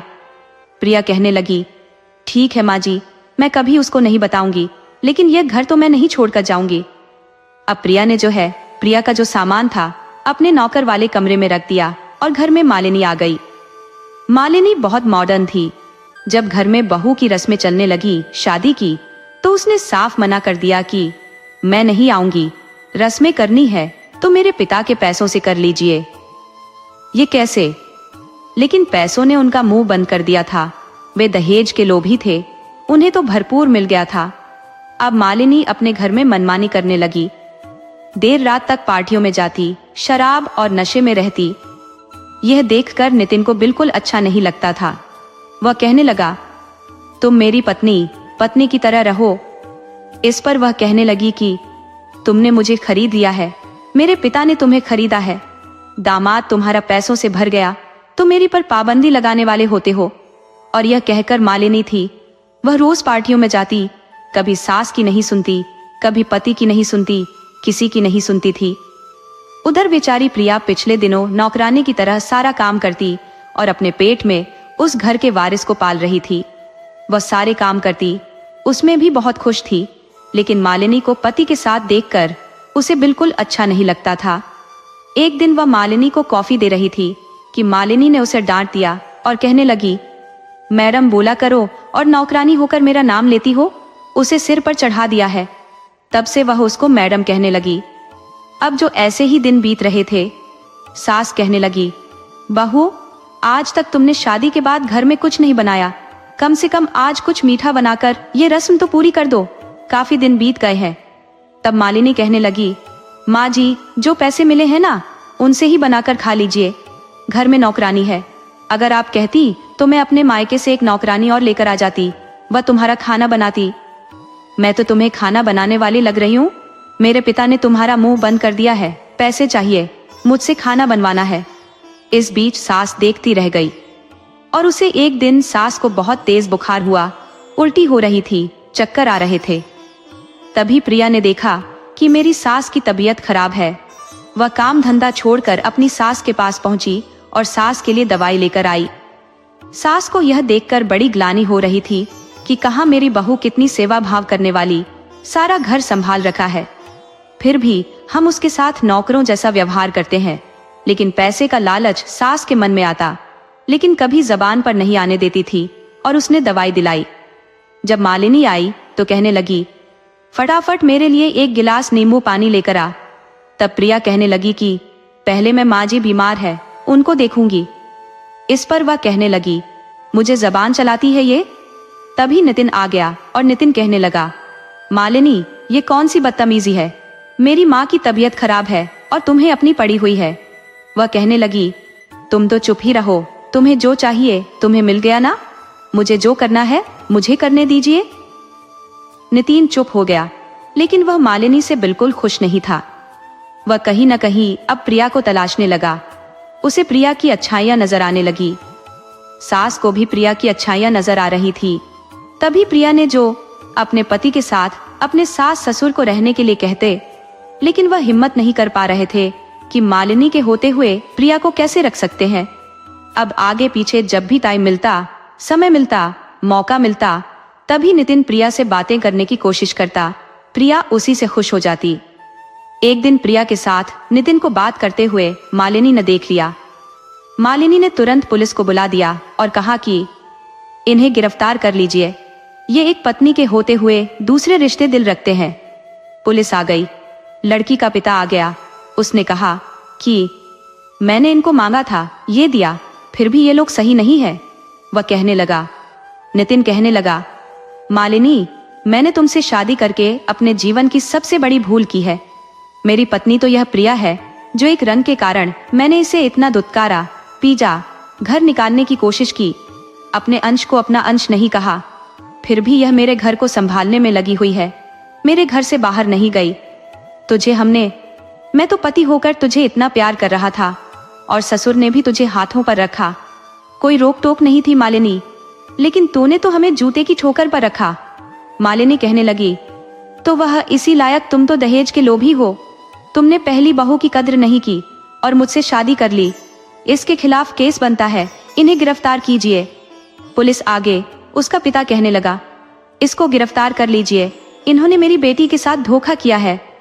तभी मालिनी खिलखिलाकर हंसने लगी और कहने लगी, वाह मान गए भैया तेरे को, तो कितनी पति धर्म निभाने वाली, और यह तेरी कद्र नहीं समझे। अब प्रिया की आंखें फटी की फटी रह गई। प्रिया कहने लगी कि तुम ऐसा क्यों बोल रही हो? तो वह कहने लगी, ये मेरे पिता नहीं है, ये मेरे वकील हैं, और तू भूल गई मैं तेरी बचपन की सहेली हूँ। वह कहने लगी, जब ये बच्चे तुझे काली कहते थे तब भी मैं बच्चों को डांट देती थी, किसी की हिम्मत नहीं थी तुझे काली कहे। अब मैं जब अमेरिका से लौटी तो तेरी शादी हो चुकी थी। जिस दिन मैं घर गई, क्योंकि मैं इतने सालों बाद आई थी, बचपन से जवान हो गई हूँ, तो मुझे कोई नहीं पहचान पा रहा था। वैसे भी मेरे पास कोई कमी नहीं है। जब मैं अपनी बचपन की सहेली से मिलने के लिए गई तो तेरे माता पिता बड़े उदास थे, बड़े दुखी हो रहे थे तेरे लिए। जो उन्होंने मुझे पूरी बात बताई है तो हमने मिलकर ही यह नाटक किया। जो मेरी शादी हुई है वह फर्जी शादी है, तेरे पति के साथ मेरा कोई संबंध नहीं है। ये सब तो मैंने इन्हें सबक सिखाने के लिए किया है। हमारी कोई रजिस्टर्ड शादी नहीं हुई। ये मेरे पिता नहीं, मेरे वकील हैं। अब तो जो नितिन और उसकी माँ थे वे खड़े खड़े हैरान रह गए और देखने लगे। वे अपनी बहू से माफी मांगने लगे, कहने लगे कि बहू हमें माफ कर दे, दहेज में हम इतने लोभी हो गए कि तेरे गुणों को, तेरे रंग के पीछे तेरे गुणों को पहचान नहीं पा रहे थे। उस सुंदरता का क्या करें जिसमें कोई गुण ना हो, और उस गुण का क्या करें जो सुंदर ना हो। यानी सुंदरता होना जरूरी नहीं है, गुण होना जरूरी है। सुंदरता से घर नहीं बसते, गुणों से घर बसते हैं। रंग तो दो ही है, काला या गोरा। अगर आदमी काला है तो उसको दुत्कारिए मत, उसके गुणों की परख कीजिए, क्योंकि जो हीरा होता है कोयले में ही निकलता है, कोयले की खानों में ही मिलते हैं। और असली हीरा क्या है, कौन है, ये तो जौहरी पहचान सकता है। इसलिए हमने कोयले को पकड़ा और हीरे को छोड़ दिया। अब सास ससुर को अपनी करनी पर पछतावा हो रहा था। पति को भी बहुत पछतावा था, लेकिन जब उन्हें पता चला कि यह फर्जी शादी थी तो उन्होंने अपनी बहू से माफी मांगी, और पति ने भी अपनी पत्नी को अपने गले लगा लिया और उससे माफी मांगी। कहने लगा कि सच में तुम ही मेरी जीवन संगिनी हो, ऐसी जीवन संगिनी पाकर तो मैं धन्य हो गया। दोस्तों, अब प्रिया अपने सास ससुर और पति के साथ सुख से रहने लगी। अगर आपको हमारी कहानी पसंद आई हो तो कृपया सब्सक्राइब करें और शेयर करें।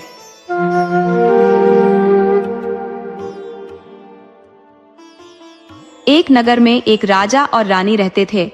उनके एक बेटा था जो बहुत मन्नतों के बाद पैदा हुआ था, इसलिए राजा और रानी उसे बड़े प्यार से पालते थे।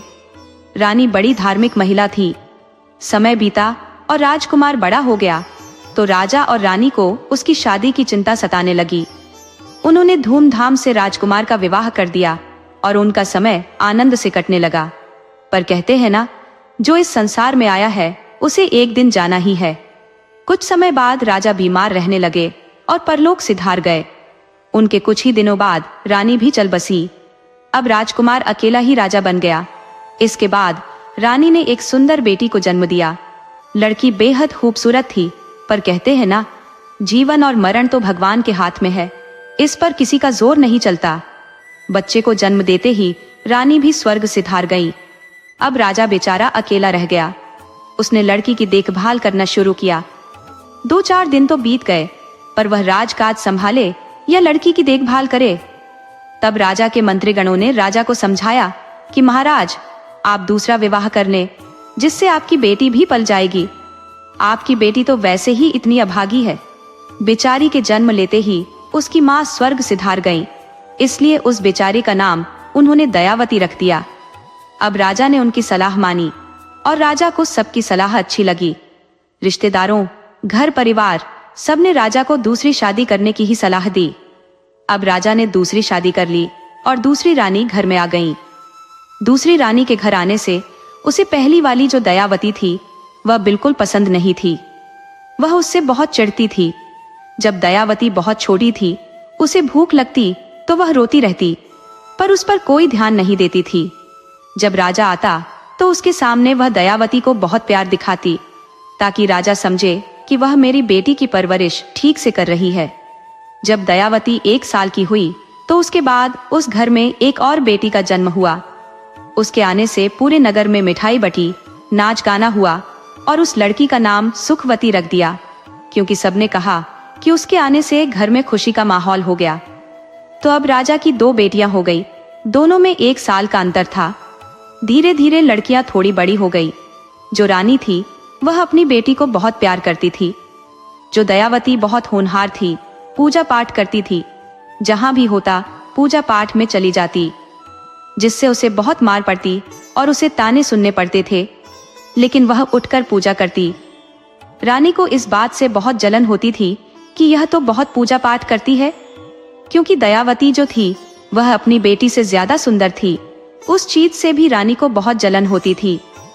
अब रानी की अपनी बेटी तो विद्यालय में पढ़ने जाती थी, पर जो दयावती थी उसको वह नहीं जाने देती थी। जब राजा ने कहा कि इसको विद्यालय में पढ़ने जाने दो, तो रानी ने कहा कि मेरी तबीयत खराब रहती है, ये तो बड़ी है, थोड़ा हाथ बटाएगी तो मेरा भी काम हो जाएगा। और राजा के जाने के बाद ही वह उससे घर का सारा काम करवाती, उसे तरह तरह से दंड देती थी, मतलब उसको हर तरह से वह दुखी रखती थी। अब धीरे धीरे दोनों कन्याएं बड़ी होने लगी और विवाह योग्य हो गई। राजा भी जान चुका था कि जो रानी है वह दयावती को बिल्कुल पसंद नहीं करती, उसके साथ सौतेला व्यवहार करती है। रानी ने कहा कि दयावती की शादी कर दो, जिससे कि हम इससे छुटकारा पा लें। राजा ने कहा कि ठीक है, ये मेरी बेटी है, मैं शादी तो करूंगा, लेकिन उचित वर देखकर ही तो शादी करूंगा, कोई अच्छा लड़का मुझे मिलने दो। इस पर रानी अड़ गई और कहने लगी कि दयावती के नसीब में सुख नहीं होना चाहिए। ये सोचकर, क्योंकि वह तो उससे बहुत जलती थी, तो इसलिए उसने राजा से जिद कर ली कि या तो इस लड़की का विवाह किसी गरीब घर में करो, नहीं तो मैं जहर खाकर अपनी जान दे दूंगी। अब राजा एक रानी को खो चुका था, वह दूसरी रानी को खोना नहीं चाहता था, इसलिए वह बहुत डर गया और उसने जो दयावती थी उसका विवाह एक भिखमंगे के साथ कर दिया।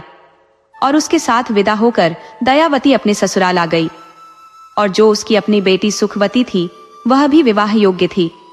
तब रानी ने राजा से कहा कि उसकी शादी नगर के सबसे ऊंचे खानदान में होनी चाहिए। अब राजा ने जो इस नगर का सबसे अमीर और बड़ा व्यापारी था उसमें सुखवती की शादी कर दी।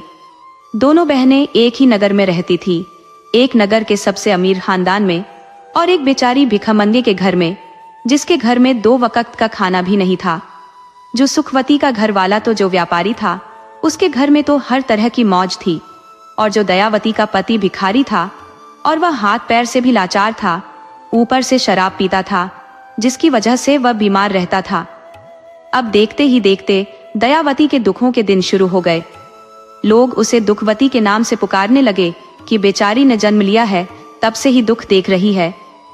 वह दूसरे के घरों में बर्तन मांजती, क्योंकि उसका एक बेटा भी हो गया था तो उसका पालन पोषण करती।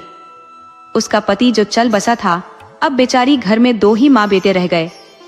एक दिन सुखवती ने सोचा कि देखो तो सही मेरी बहन का क्या हाल है, क्योंकि तो उसका नाम दयावती हो गया था। शादी से पहले सब लोग उसे दयावती कहते थे, लेकिन शादी के बाद तो उस पर दुखों का अंबार लग गया।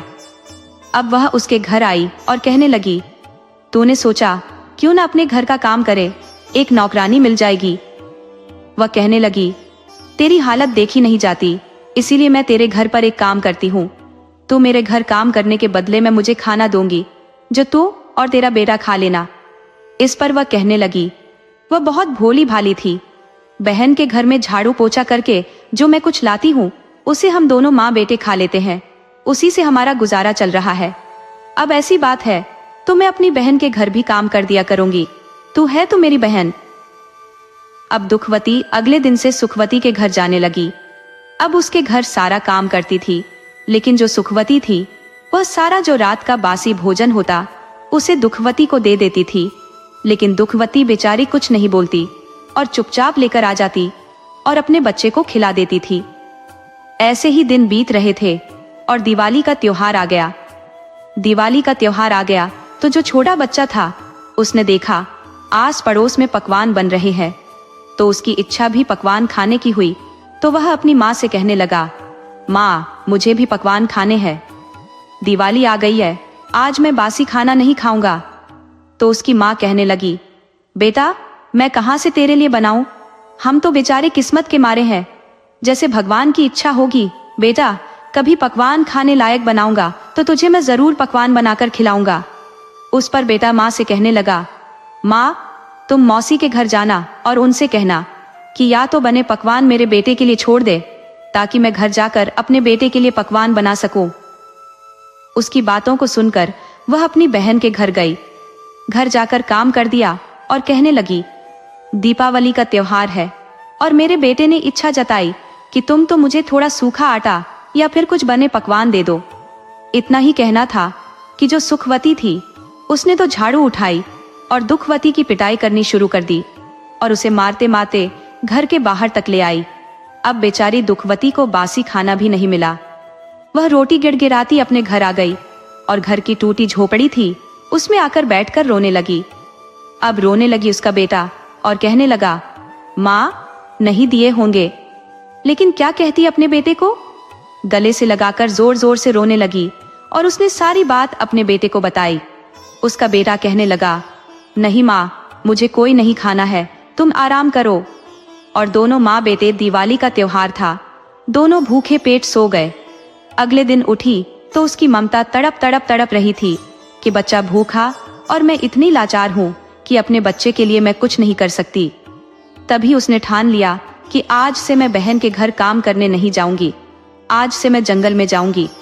उससे अच्छा तो जंगल से लकड़ियां लेकर बेच दूंगी, कम से कम मेरे घर का गुजारा तो होगा, मेरे बच्चे का पेट तो भरेगा। ये सोचकर वह जंगल में माता रानी का नाम लेकर चल दी। उसने कहा कि दुख तो जीवन का आधार है, ये तो जीवन में लगे रहेंगे, लेकिन मुझे हिम्मत नहीं हारनी चाहिए। और वह हिम्मत करके जंगल की तरफ बढ़ी। जैसे ही वह जंगल की तरफ जाने लगी तो चलते चलते काफी आगे निकल गई।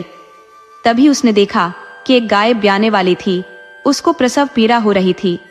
तो गाय ने कहा, बहन तुम मेरी मदद कर दो, मुझे बड़ी पीड़ा हो रही है। तो वह गाय के पास जाकर उसकी कमर पर हाथ सहलाने लगी, जिससे गाय की प्रसव पीड़ा कम हो गई। गाय ने अपने बछड़े को जन्म दिया तो गाय ने उसे बड़ा आशीर्वाद दिया। वह गाय की मदद करके जैसे ही आगे चली तो उसे एक नागिन दिखाई दी। नागिन को देखकर डर गई, लेकिन वह कहने लगी, बहन मैं बड़े कष्ट में हूँ, ये लकड़ी मेरे ऊपर आ गई है, जिसकी वजह से मुझे बड़ी परेशानी हो रही है, तो मुझे इससे बाहर आने में मदद कर दो। तो दुखवती ने डरते हुए कहा कि मैं तुम्हारी मदद तो कर दूंगी, लेकिन अगर तुमने मुझे डस लिया तो मेरा बेटा अकेला रह जाएगा, जो कि भूखा प्यासा है। नागिन कहने लगी, तुम मेरी मदद करोगी तो मैं तुम्हें नहीं डसूंगी। और उसने धीरे धीरे लकड़ी उतारने में नागिन की मदद की। नागिन बड़ी खुश हुई और बहुत आशीर्वाद देकर वहां से चली गई। चलते चलते जंगल में पहुंच गई तो उसने एक नीम का पेड़ के पास एक बुढ़िया माई देखी। वह बुढ़िया माई के पास गई और कहने लगी, माँ मैं बड़ी परेशान हूँ, दूर दूर तक कोई भी दिखाई नहीं दे रहा जो मेरी मदद कर दे, तो कम से कम तुम मेरी मदद कर दो। अब वह उनकी मदद करने लगी, उनके हाथ पैर दबाने लगी, जिससे वह बड़ी खुश हुई। उसने कहा, मेरा थैला वहां रखा हुआ है, जरा उसमें से जो है उसे ले ले। उसने कहा, माँ मैं तुम्हें क्यों लूटूंगी, तुम अपने पास रखो, मैं तो जंगल से लकड़ियां काटने आई हूँ, मेरा बेटा मेरी राह देख रहा होगा। आंखों में आंसू भर बूढ़ी माँ ने कहा, जरा उठा और उसको उसमें अपना हाथ डाल, जो तेरे हाथ लगे वह ले ले। उसने सोचा, और खाने पीने की कोई चीज होगी, दया करके मुझे दे रही है। तो जैसे उसने हाथ डाला तो थैले में सोना चांदी भरा हुआ था। तो उसे देखकर बूढ़ी माई मुस्कुराई और कहने लगी, यह सब तेरे लिए है, इसे ले जा, अब तो इससे अपनी और अपने बेटे की अच्छे से परवरिश कर। दुखवती बहुत खुश हुई कि चलो अब उस पर प्रभु की कृपा हो गई है, माता रानी का आशीर्वाद मिल गया है कि अब वह अपने बच्चे को भरपेट सबसे पहले खाना खिलाएगी। अब वहां से चली तो रास्ते में उसे वही नागिन मिली। नागिन बोली, बहन तूने मेरी मदद की थी, मैं तेरी मदद करना चाहती हूँ। वह नागिन को एक नागमणि देती है और कहती है कि यह नागमणि तू अपने घर ले जा, इससे तुझे कभी भी धन की कमी नहीं होगी। और वह नागमणि उसे दे देती है। वहां से वो बहुत खुश हो जाती है। आगे चलती है तो उसे गाय बछड़ा मिलते हैं। कहने लगी, बहन दुख में तुमने मेरी बहुत मदद की थी, मैं तुम्हारे साथ चलूंगी। तो वह कहती है कि गौ माता तुम्हें मेरे साथ चलना है तो चलो, जो मुझसे सेवा बन पड़ेगी मैं करूंगी। गौ माता कहने लगी कि नहीं, तूने मेरी मदद की, अब मैं तुम्हारी मदद करूंगी। मेरा दूध निकालना और अपने बेटे का भरण पोषण करना, उसे खूब ताकतवर बनाना। अब आगे आगे दुखवती और पीछे पीछे गाय बछड़ा उसके चलने लगे। अब जब वह गई अपनी झोपड़ी के बाहर, उसने गाय और बछड़े को बांध दिया। और जैसे ही उसने नागमणि रखी तो उसकी झोपड़ी की जगह सुंदर घर बन गया। अब तो उसके घर में नौकर चाकर हो गए और सब जगह से मतलब बिल्कुल रानियों जैसे ठाट बाट हो गए। अब तो उसके घर में किसी चीज की कमी नहीं रही। उसका बेटा बिल्कुल राजकुमारों जैसा हो गया। अब जो उसकी बहन थी सुखवती, वह सोचने लगी, बहुत दिन हो गए हैं कि बहन की खबर ली जाए, कैसे दिन कट रहे हैं। वह उसके जो मजे लेने के लिए वहां से चली गई, जरा देखो तो सही मेरे आगे कैसे गिड़गिड़ाएगी अपने दुखों को लेकर। जब आई तो देखती है कि झोपड़ी की जगह इतना सुंदर घर है। उसके तो बहुत चकित रह गई देखकर। वह अंदर गई और कहने लगी। फिर उसने देखा उसके तो नौकर हो गए, लेकिन फिर भी घमंड तो उसके अंदर था। तो कहने लगी, आजकल तो तुम काम करने नहीं आती, मैं तो तुम्हारा इंतजार करती हूँ। इस पर वह कहने लगी कि एक काम कर, तू मुझे झाड़ू पोछा के बदले में खाना देती थी, लेकिन मैं तुझे ताजी बनाकर खाना दूंगी। अब यह बात उसे लग गई और वह तिलमिला उठी, पर झूठी मुस्कान लाकर वह कहने लगी, अरे बहन, गुस्सा क्यों होती है? सच सच बता, कहाँ से इतना माल चुरा कर लाई है? इस पर जो दुखवती कहती है, मैं क्यों किसी का माल चुराऊंगी, मेरे पर तो प्रभु की कृपा हुई। तो कहने लगी, सच सच बता, नहीं तो मैं राजा से शिकायत करके सूली पर चढ़वा दूंगी। अब बेचारी भोली भाली थी तो कुछ छल कपट तो जानती नहीं थी, तो उसने कहा कि तुमने मुझे मारा तो मैं जंगल में चली गई थी। उसने पूरी कहानी को बताया, कैसे उसे गाय ने मदद की, उसे नागमणि मिली, उसे सोना चांदी मिला, पूरी बात बता दी। अब सुखवती के मन में लालच आ गया। अगले दिन उसने एक पुरानी साड़ी पहनी और गरीब का वेश बनाया और जल्दी जंगल की तरफ चली गई। जंगल में चली तो सामने शेरनी दिखाई दी जो दहाड़ रही थी, जिसे देखकर सुखवती डर गई और वहां से जान बचाकर भागी। अब वह आगे गई तो आगे उसे वही नागिन फुफकारती हुई नजर आई। वहां से वह जान बचाकर भागी, फिर आगे जंगल में गई, क्योंकि उसे तो लालच था। लालच के बल वह वापस नहीं आ रही थी, तो आगे बढ़ती जा रही थी कि आज मैं भी दुखवती की तरह धन दौलत लेकर आऊंगी। अब जो वह चली गई, दुखवती के दिन फिर गए, तो मैं भी, मेरा नाम तो सुखवती है, मुझे तो सुखी रहना है और धन दौलत लाकर और सुखी हो जाऊंगी। इसलिए वह चलते चलते उसी पेड़ के पास पहुंच गई जहां वह बूढ़ी माई बैठी हुई थी। बूढ़ी माई कोई और नहीं, साक्षात देवी थी। वह तो उनकी परीक्षा ले रही थी। उन्होंने जो सुखवती से कहा, अरे बेटी, इस जंगल में कोई दिखाई नहीं दे रहा है, जरा ये घड़ा तो पकड़ा दे, मुझे बड़ी प्यास लगी है। तो वह दुत्कार कर बोली, मेरे पास इतना टाइम है जो मैं तुम्हें पानी पिलाऊं? मैं तो यहाँ अपने किसी काम से आई हूँ। बेचारी बूढ़ी माई चुप बैठ गई। थोड़ी देर बाद बूढ़ी माई फिर बोली, अरे बेटा, मेरे सिर में जुएं देखने हैं, बड़ी खुजली हो रही है। वह कहने लगी, तुझे क्या मैं जुएं देखने वाले लग रही हूँ जो मैं तुम्हें देखूं, या तुम्हारी नौकर हूं? इस तरीके से वह उस बुढ़िया को डपट देती है। अब बूढ़ी माई सब समझ जाती है कि यह तो साक्षात देवी थी। प्रभु की माया को कौन नहीं जानता, भगवान तो जानते हैं कि उसके मन में क्या है। तो वह मानो बूढ़ी माई कहती है, जरा देख, मेरा थैला टंगा है, तुझे जो चाहिए इसमें से ले जा। अब उस दुखवती की बात याद आती है कि कैसे बूढ़ी माई ने उसे थैले में से धन ले जाने के लिए कहा था। तो वह बड़ी फुर्ती से झपट कर थैले पर पड़ी और न तो उसने बूढ़ी माई को पानी पिलाया, न उसकी सेवा की। झपट कर जब थैली पर पड़ी तो उसने जैसे ही हाथ डाला थैले के अंदर, तो अपने जोन में बहुत सारे कीड़े मकोड़े जो उसके हाथों पर चिपक गए और वह चिल्लाने लगी, ये क्या, तुमने मेरी बहन को तो इतना धन दिया और मेरे साथ ये कीड़े मकोड़े दे दिए। तो इससे बूढ़ी माई एक छड़ी उठाती है और उसकी खूब पिटाई करती है और कहती है कि तेरी बहन तो सबकी है, वह तो परम भक्त है, भगवान की परम भक्त है, बड़ी भोली भाली, दिल की बड़ी सच्ची है, और तू इतना कुछ होते हुए भी लालच के बल उसे नीचा दिखाने के लिए आई है। और बूढ़ी माई उसे मारते मारते जंगल से बाहर ले आती है। तो अब उसको अपने करने का, जो अब तक उन्होंने दुखवती के साथ किया था, उसका एहसास होता है। वह सीधी वहां से दुखवती के पास जाती है, उसके पैरों में गिरकर माफी मांगने लगती है कि बहन, बचपन से लेकर आज तक हमने तुम्हारे साथ बहुत बुरा किया था, तो हमें माफ कर दे। दुखवती तो दिल की कितनी अच्छी थी, उसे उठाकर अपने सीने से लगा लेती है और अपनी बहन को माफ कर देती है। उधर जो रानी थी, राजा रानी भी बूढ़े हो गए थे, तो रानी की भी आंखों की रोशनी चली गई। वह भी पछताती है कि उसने शायद अपनी सौतेली बेटी के साथ इतना बुरा व्यवहार किया, जिसकी सजा वह भुगत रही थी।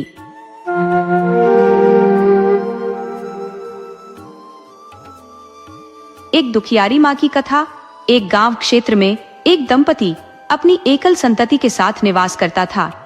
उनकी पुत्री विवाह योग्य हो चुकी थी, किंतु पिता के पास सीमित आर्थिक संसाधन थे और उसकी माता अत्यंत धार्मिक स्वभाव की थी, जो नियमित रूप से माता रानी की पूजा अर्चना करती थी और अपनी पुत्री के लिए एक उत्तम वर की कामना करती थी। उनका हृदय बस यही प्रार्थना करता था कि उनकी पुत्री का जीवन सदा सुखमय रहे। विवाह योग्य वर की खोज आरंभ हुई। शीघ्र ही उन्होंने एक सुयोग्य युवक का चयन किया और विवाह का प्रस्ताव रखकर पुत्री का रिश्ता पक्का कर दिया। युवक अच्छा कमाई करता था और एक प्रतिष्ठित परिवार से था, इसलिए विवाह में किसी प्रकार की बाधा नहीं आई। विवाह संपन्न हो गया और पुत्री अपने नए घर ससुराल में विदा हो गई। युवक एक दूर प्रदेश में कार्यरत था, अतः वह अपनी पत्नी को भी साथ ले गया। युवक की कमाई इतनी थी कि उनका जीवन आराम से चल रहा था। माता रानी की कृपा से 9वें महीने में उनकी पत्नी ने एक सुंदर पुत्र को जन्म दिया। उन्होंने अपने पुत्र को बड़े प्यार और दुलार से पाला। समय के साथ पुत्र 6 माह का हो गया। एक दिन फैक्ट्री में दुर्घटना घटित हुई, जिसमें उसके पति की मृत्यु हो गई। भाग्य की रेखाएं कोई मिटा नहीं सकता, जो किस्मत में लिखा होता है वह होकर ही रहता है। जीवन के दुखों का सिलसिला अनवरत चलता रहता है। लेकिन पार्वती ने कभी यह नहीं सोचा था कि उसकी जिंदगी में इतना गहन अंधकार छा जाएगा। उसके पास मात्र 6 महीने का पुत्र था और पति की आकस्मिक मृत्यु से उसकी दुनिया उजड़ गई। कठिन परिस्थितियों में उसने जैसे तैसे जीवनयापन करना आरंभ किया, लेकिन धीरे धीरे उनके पास का राशन समाप्त होने लगा। घर में अन्न के लाले पड़ने लगे। उसके रिश्तेदारों ने उसे बहुत समझाया। पार्वती को यह सलाह दी गई कि वह पुनः विवाह कर ले, जिससे उसका और उसके पुत्र का भविष्य सुधर सके। किंतु पार्वती ने यह कहकर मना कर दिया कि दूसरा विवाह करने से उसकी जिंदगी तो संवर जाएगी, लेकिन उसके पुत्र का भविष्य बिगड़ जाएगा। वह अपने पुत्र के भविष्य के साथ कोई समझौता नहीं करना चाहती थी। रिश्तेदारों ने बहुत समझाया, परंतु पार्वती नहीं मानी। वह अपने 6 माह के बच्चे को लेकर सोसाइटियों और फ्लैटों में काम मांगने लगी। अब उसे कुछ घरों में साफ सफाई का काम मिल गया। मैं अपने काम को पूरी मेहनत और मनोयोग से करती, जिससे उसके मालिक बहुत खुश होते। धीरे धीरे उसे और काम मिलने लगा। अब वो अपने और अपने बेटे का गुजारा करने लगी। उसका बेटा अब 5 साल का हो गया था। अब वो अपने बेटे का एडमिशन स्कूल में करवाना चाहती थी। उसने सोचा कि जो शहर का सबसे बड़ा स्कूल है, उसमें अपने बेटे को पढ़ाऊंगी और उसे एक बड़ा आदमी बनाऊंगी। उसके कई सपने थे। वह उस स्कूल में गई तो वहां की फीस देखकर हैरान रह गई। फीस बहुत महंगी थी। अब कैसे करूंगी? उसने पड़ोसियों से बात की और काम मिलने लगा। अब वो बहुत मेहनत करने लगी। दिन भर सफाई का काम करती और एक दिन अपनी पड़ोसन से बोली, बहन, मुझे सिलाई कढ़ाई का काम सिखा दो, ताकि मैं दिन में साफ सफाई का काम करूं और रात में सिलाई का। इससे मैं अपने बेटे की फीस भर पाऊंगी। वो बहुत समझदार थी। जिम्मेदारियों का बोझ इंसान को बहुत समझदार बना देता है। पार्वती भोली भाली और मन की बहुत साफ थी। उसकी पड़ोसन ने कहा, ठीक है, और उसे सिलाई कढ़ाई का काम सिखा दिया। पार्वती ने पूरे मनोयोग से सीखा और कुछ ही दिनों में पूरा काम सीख गई। अब वह दिन में साफ सफाई का काम करती और रात में सिलाई का, जिससे बेटे की स्कूल की फीस भर जाती। उसका बेटा धीरे धीरे कक्षाएं पास करता हुआ आगे बढ़ रहा था। अब वह 12वीं कक्षा में आ गया था। 12वीं के पेपर खत्म होने के बाद बेटा घर आया। उसे देखकर पार्वती बहुत खुश हुई। बेटा बोला, माँ, मेरे सभी दोस्त अपने माता पिता के साथ बड़े होटल में जाकर पार्टी कर रहे हैं। चलो, आज हम भी किसी बड़े होटल में खाना खाएंगे। माँ ने कहा, बेटा, मेरी इतनी हैसियत नहीं है कि मैं बड़े होटल में जाकर खाना खाऊं। बेटा बौखला गया और माँ से कहने लगा, तुम हर साल यही कह देती हो, मेरी कोई भी इच्छा तुम पूरी नहीं करती। यह सुनकर पार्वती को बड़ा धक्का लगा और वह अंदर जाकर खूब रोई। बेटा गुस्से में घर से बाहर निकल गया। हर साल यही होता था। जब भी बेटा कक्षा में प्रथम आता और पार्टी करने की बात करता, पार्वती हमेशा यही जवाब देती। बेचारे के पास कुछ भी नहीं था, और अगर वह अपने बेटे को बताती तो वह गुस्से में आ जाता, क्योंकि उसे यह समझ नहीं थी कि उसकी माँ यह सब कैसे कर पाती है। अब वह 12वीं कक्षा में आ चुका था और अधिक समझदार हो गया था। आज उसका परिणाम भी आने वाला था। घर की तरफ आते हुए माँ उसकी प्रतीक्षा कर रही थी। जैसे ही उसने अपने बेटे का चेहरा देखा, वह पहचान गई कि उसका बेटा जरूर प्रथम आया है। उसने अपने बेटे के लिए पड़ोसन से बहुत साहस करके 500 रुपए उधार मांगे थे, क्योंकि वह जानती थी कि उसका बेटा आकर पार्टी करने की बात करेगा। लेकिन बेटे ने पहले ही 500 रुपए का इंतजाम कर रखा था। जब वह घर आया और अपनी माँ को पास होने और प्रथम श्रेणी में आने की बात बताई, तो माँ बहुत खुश हुई। तब बेटा बोला, माँ, तुम हर साल यही बोलती हो। चलो, आज मेरे पास होने की खुशी में पार्टी करेंगे। मेरे सभी दोस्त मुझसे पार्टी मान रहे हैं। मैं उनकी पार्टियों में भी कई बार जा चुका हूँ, लेकिन मैंने कभी उन्हें कोई पार्टी नहीं दी है। इसके लिए मुझे 2000 रुपये चाहिए। माँ ने कहा, बेटा, मेरे पास तो सिर्फ 500 रुपये है, ये ले जाओ और पार्टी कर लो। यह सुनकर बेटा बहुत गुस्से में आ गया। वह चिल्ला उठा, तुम हमेशा यही कहती हो, तुमने मेरे लिए क्या किया है? अब मैंने 12वीं पास कर ली है, अब मैं तुम्हारे पास नहीं रहूंगा। माँ को यह सुनकर बहुत दुख हुआ, वह बहुत रोने लगी। बेटा कहने लगा, मैं सुबह ही चला जाऊंगा, और अपने कपड़े पैक करने लगा। तब माँ ने कहा, ठीक है बेटा, तुम चले जाना, लेकिन जाने से पहले मेरा कर्ज उतार कर जाना। बेटा कहने लगा, माँ, कौन सा कर्ज है तेरा मेरे ऊपर? माँ ने कहा, बेटा, मैंने तेरे लिए बहुत त्याग किए हैं, बहुत दुख झेले हैं, मेरा कर्ज तो तुझे उतारना पड़ेगा। तब बेटा कहने लगा, ठीक है माँ, मैं तुम्हारा कर्ज उतार कर ही घर छोड़कर जाऊंगा। माँ ने कहा, ठीक है, तो मेरा कर्ज उतार कर जाना। बेटे ने माँ की बात मान ली और कहने लगा, ठीक है माँ, मैं आज की रात तुम्हारे पास सो जाऊंगा। जब उसकी आंख लगने को हुई और वह माँ के पास सो गया, तभी पार्वती ने अपने बेटे को जगाया और कहा, बेटा, एक गिलास पानी लेकर आना। बेटा उठकर गया। पार्वती ने आधा गिलास पानी पिया और बाकी आधा गिलास उसके बेटे के बिस्तर पर फेंक दिया। इसे देखकर बेटा कहने लगा, माँ, ये तुम क्या कर रही हो? मेरा बिस्तर क्यों गीला कर रही हो? मैं कहाँ सोऊंगा? तब उसकी माँ ने कहा, कोई बात नहीं बेटा, थोड़ी देर में सूख जाएगा, सो जाओ। बेटा उस पर लेट गया और थोड़ी देर बाद उसे नींद आने लगी। जब बिस्तर सूख सा गया और उसे नींद आने लगी, तो पार्वती ने फिर कहा, बेटा, एक गिलास पानी ले आना। उसका बेटा बड़बड़ाते हुए उठा और पानी लाकर दे दिया। इस बार पार्वती ने आधा गिलास पानी पिया और आधा गिलास फिर उसके बिस्तर पर फेंक दिया। ये देखकर उसका बेटा चिल्लाने लगा, माँ, ये तुम क्या कर रही हो? मैं कैसे सोऊंगा? लेकिन पार्वती कुछ नहीं बोली और बोली, सो जा बेटा, सूख जाएगा। तीसरी बार जब उसे नींद आने लगी, तो पार्वती ने फिर कहा, बेटा, एक गिलास पानी ले आना। उसका बेटा कहने लगा, मेरे बस की बात नहीं है, बार बार पानी लाना, तुम खुद जाकर ले लो और पी लो। वह पानी लाई और आधा उसके बिस्तर पर फेंक दिया। बेटा चिल्लाने लगा और बोला, मुझे आपके पास सोना ही नहीं है। वह अलग जाकर सो गया। सुबह जब बेटा उठा तो जाने की तैयारी करने लगा। वह सोच रहा था, मुझे इस माँ के साथ रहना ही नहीं है। माँ का कैसा व्यवहार है, जो मेरे बिस्तर पर बार बार पानी फेंक देती है और मुझे सोने नहीं देती। जब वह जाने लगा तो उसकी माँ कहने लगी, बेटा, ठहर जा, पहले मेरा कर्ज तो उतार दे। वह कहने लगा, माँ, कौन सा कर्ज है तुम्हारा जो मुझे उतारना है? तब पार्वती कहने लगी, बेटा, जब तू छोटा था और बिस्तर गीला कर देता था तो मैं ऐसे ही भीगती थी। मैं गीले बिस्तर में सोती थी और तुझे सूखे बिस्तर में सुलाती थी। मैंने तो साफ पानी डाला है, मैं तो तेरे गंदे बिस्तर में सोती थी। और जब तू भूख से रोता था तो मैं बिना गुस्सा किए कितनी बार उठकर तेरे लिए दूध लाती थी, दूध पिलाती थी और तुझे सुलाती थी। मैंने कभी गुस्सा नहीं किया। मैंने तेरे लिए दूसरी शादी नहीं की ताकि सौतेला बाप का साया तेरे सिर पर न पड़े। मैंने तेरे लिए दिन रात मेहनत की, जो मेरे बस में था वो मैंने सब किया। यह सुनकर उसका बेटा अपनी माँ के पैरों में गिर गया और रोने लगा। कहने लगा, माँ, मुझे माफ कर दो। पार्वती ने अपने बेटे को माफ किया और गले से लगा लिया। तब उसका बेटा कहने लगा, माँ, मैं तो क्या, दुनिया का कोई भी बेटा अपनी माँ का कर्ज नहीं उतार सकता। अब शान माता जैसे मेरे बेटे को सद्बुद्धि आई है, वैसे सबके बेटों को सद्बुद्धि आना। हे माता रानी, माँ का कर्ज कोई नहीं उतार सकता। माँ तो ऐसी है जो अपने सारे अरमानों का गला घोट देती है, लेकिन हमेशा अपने बेटे की खुशी चाहती है। बेटा हो या बेटी, माँ के लिए सब बराबर होते हैं और उनका हमेशा भला चाहती है।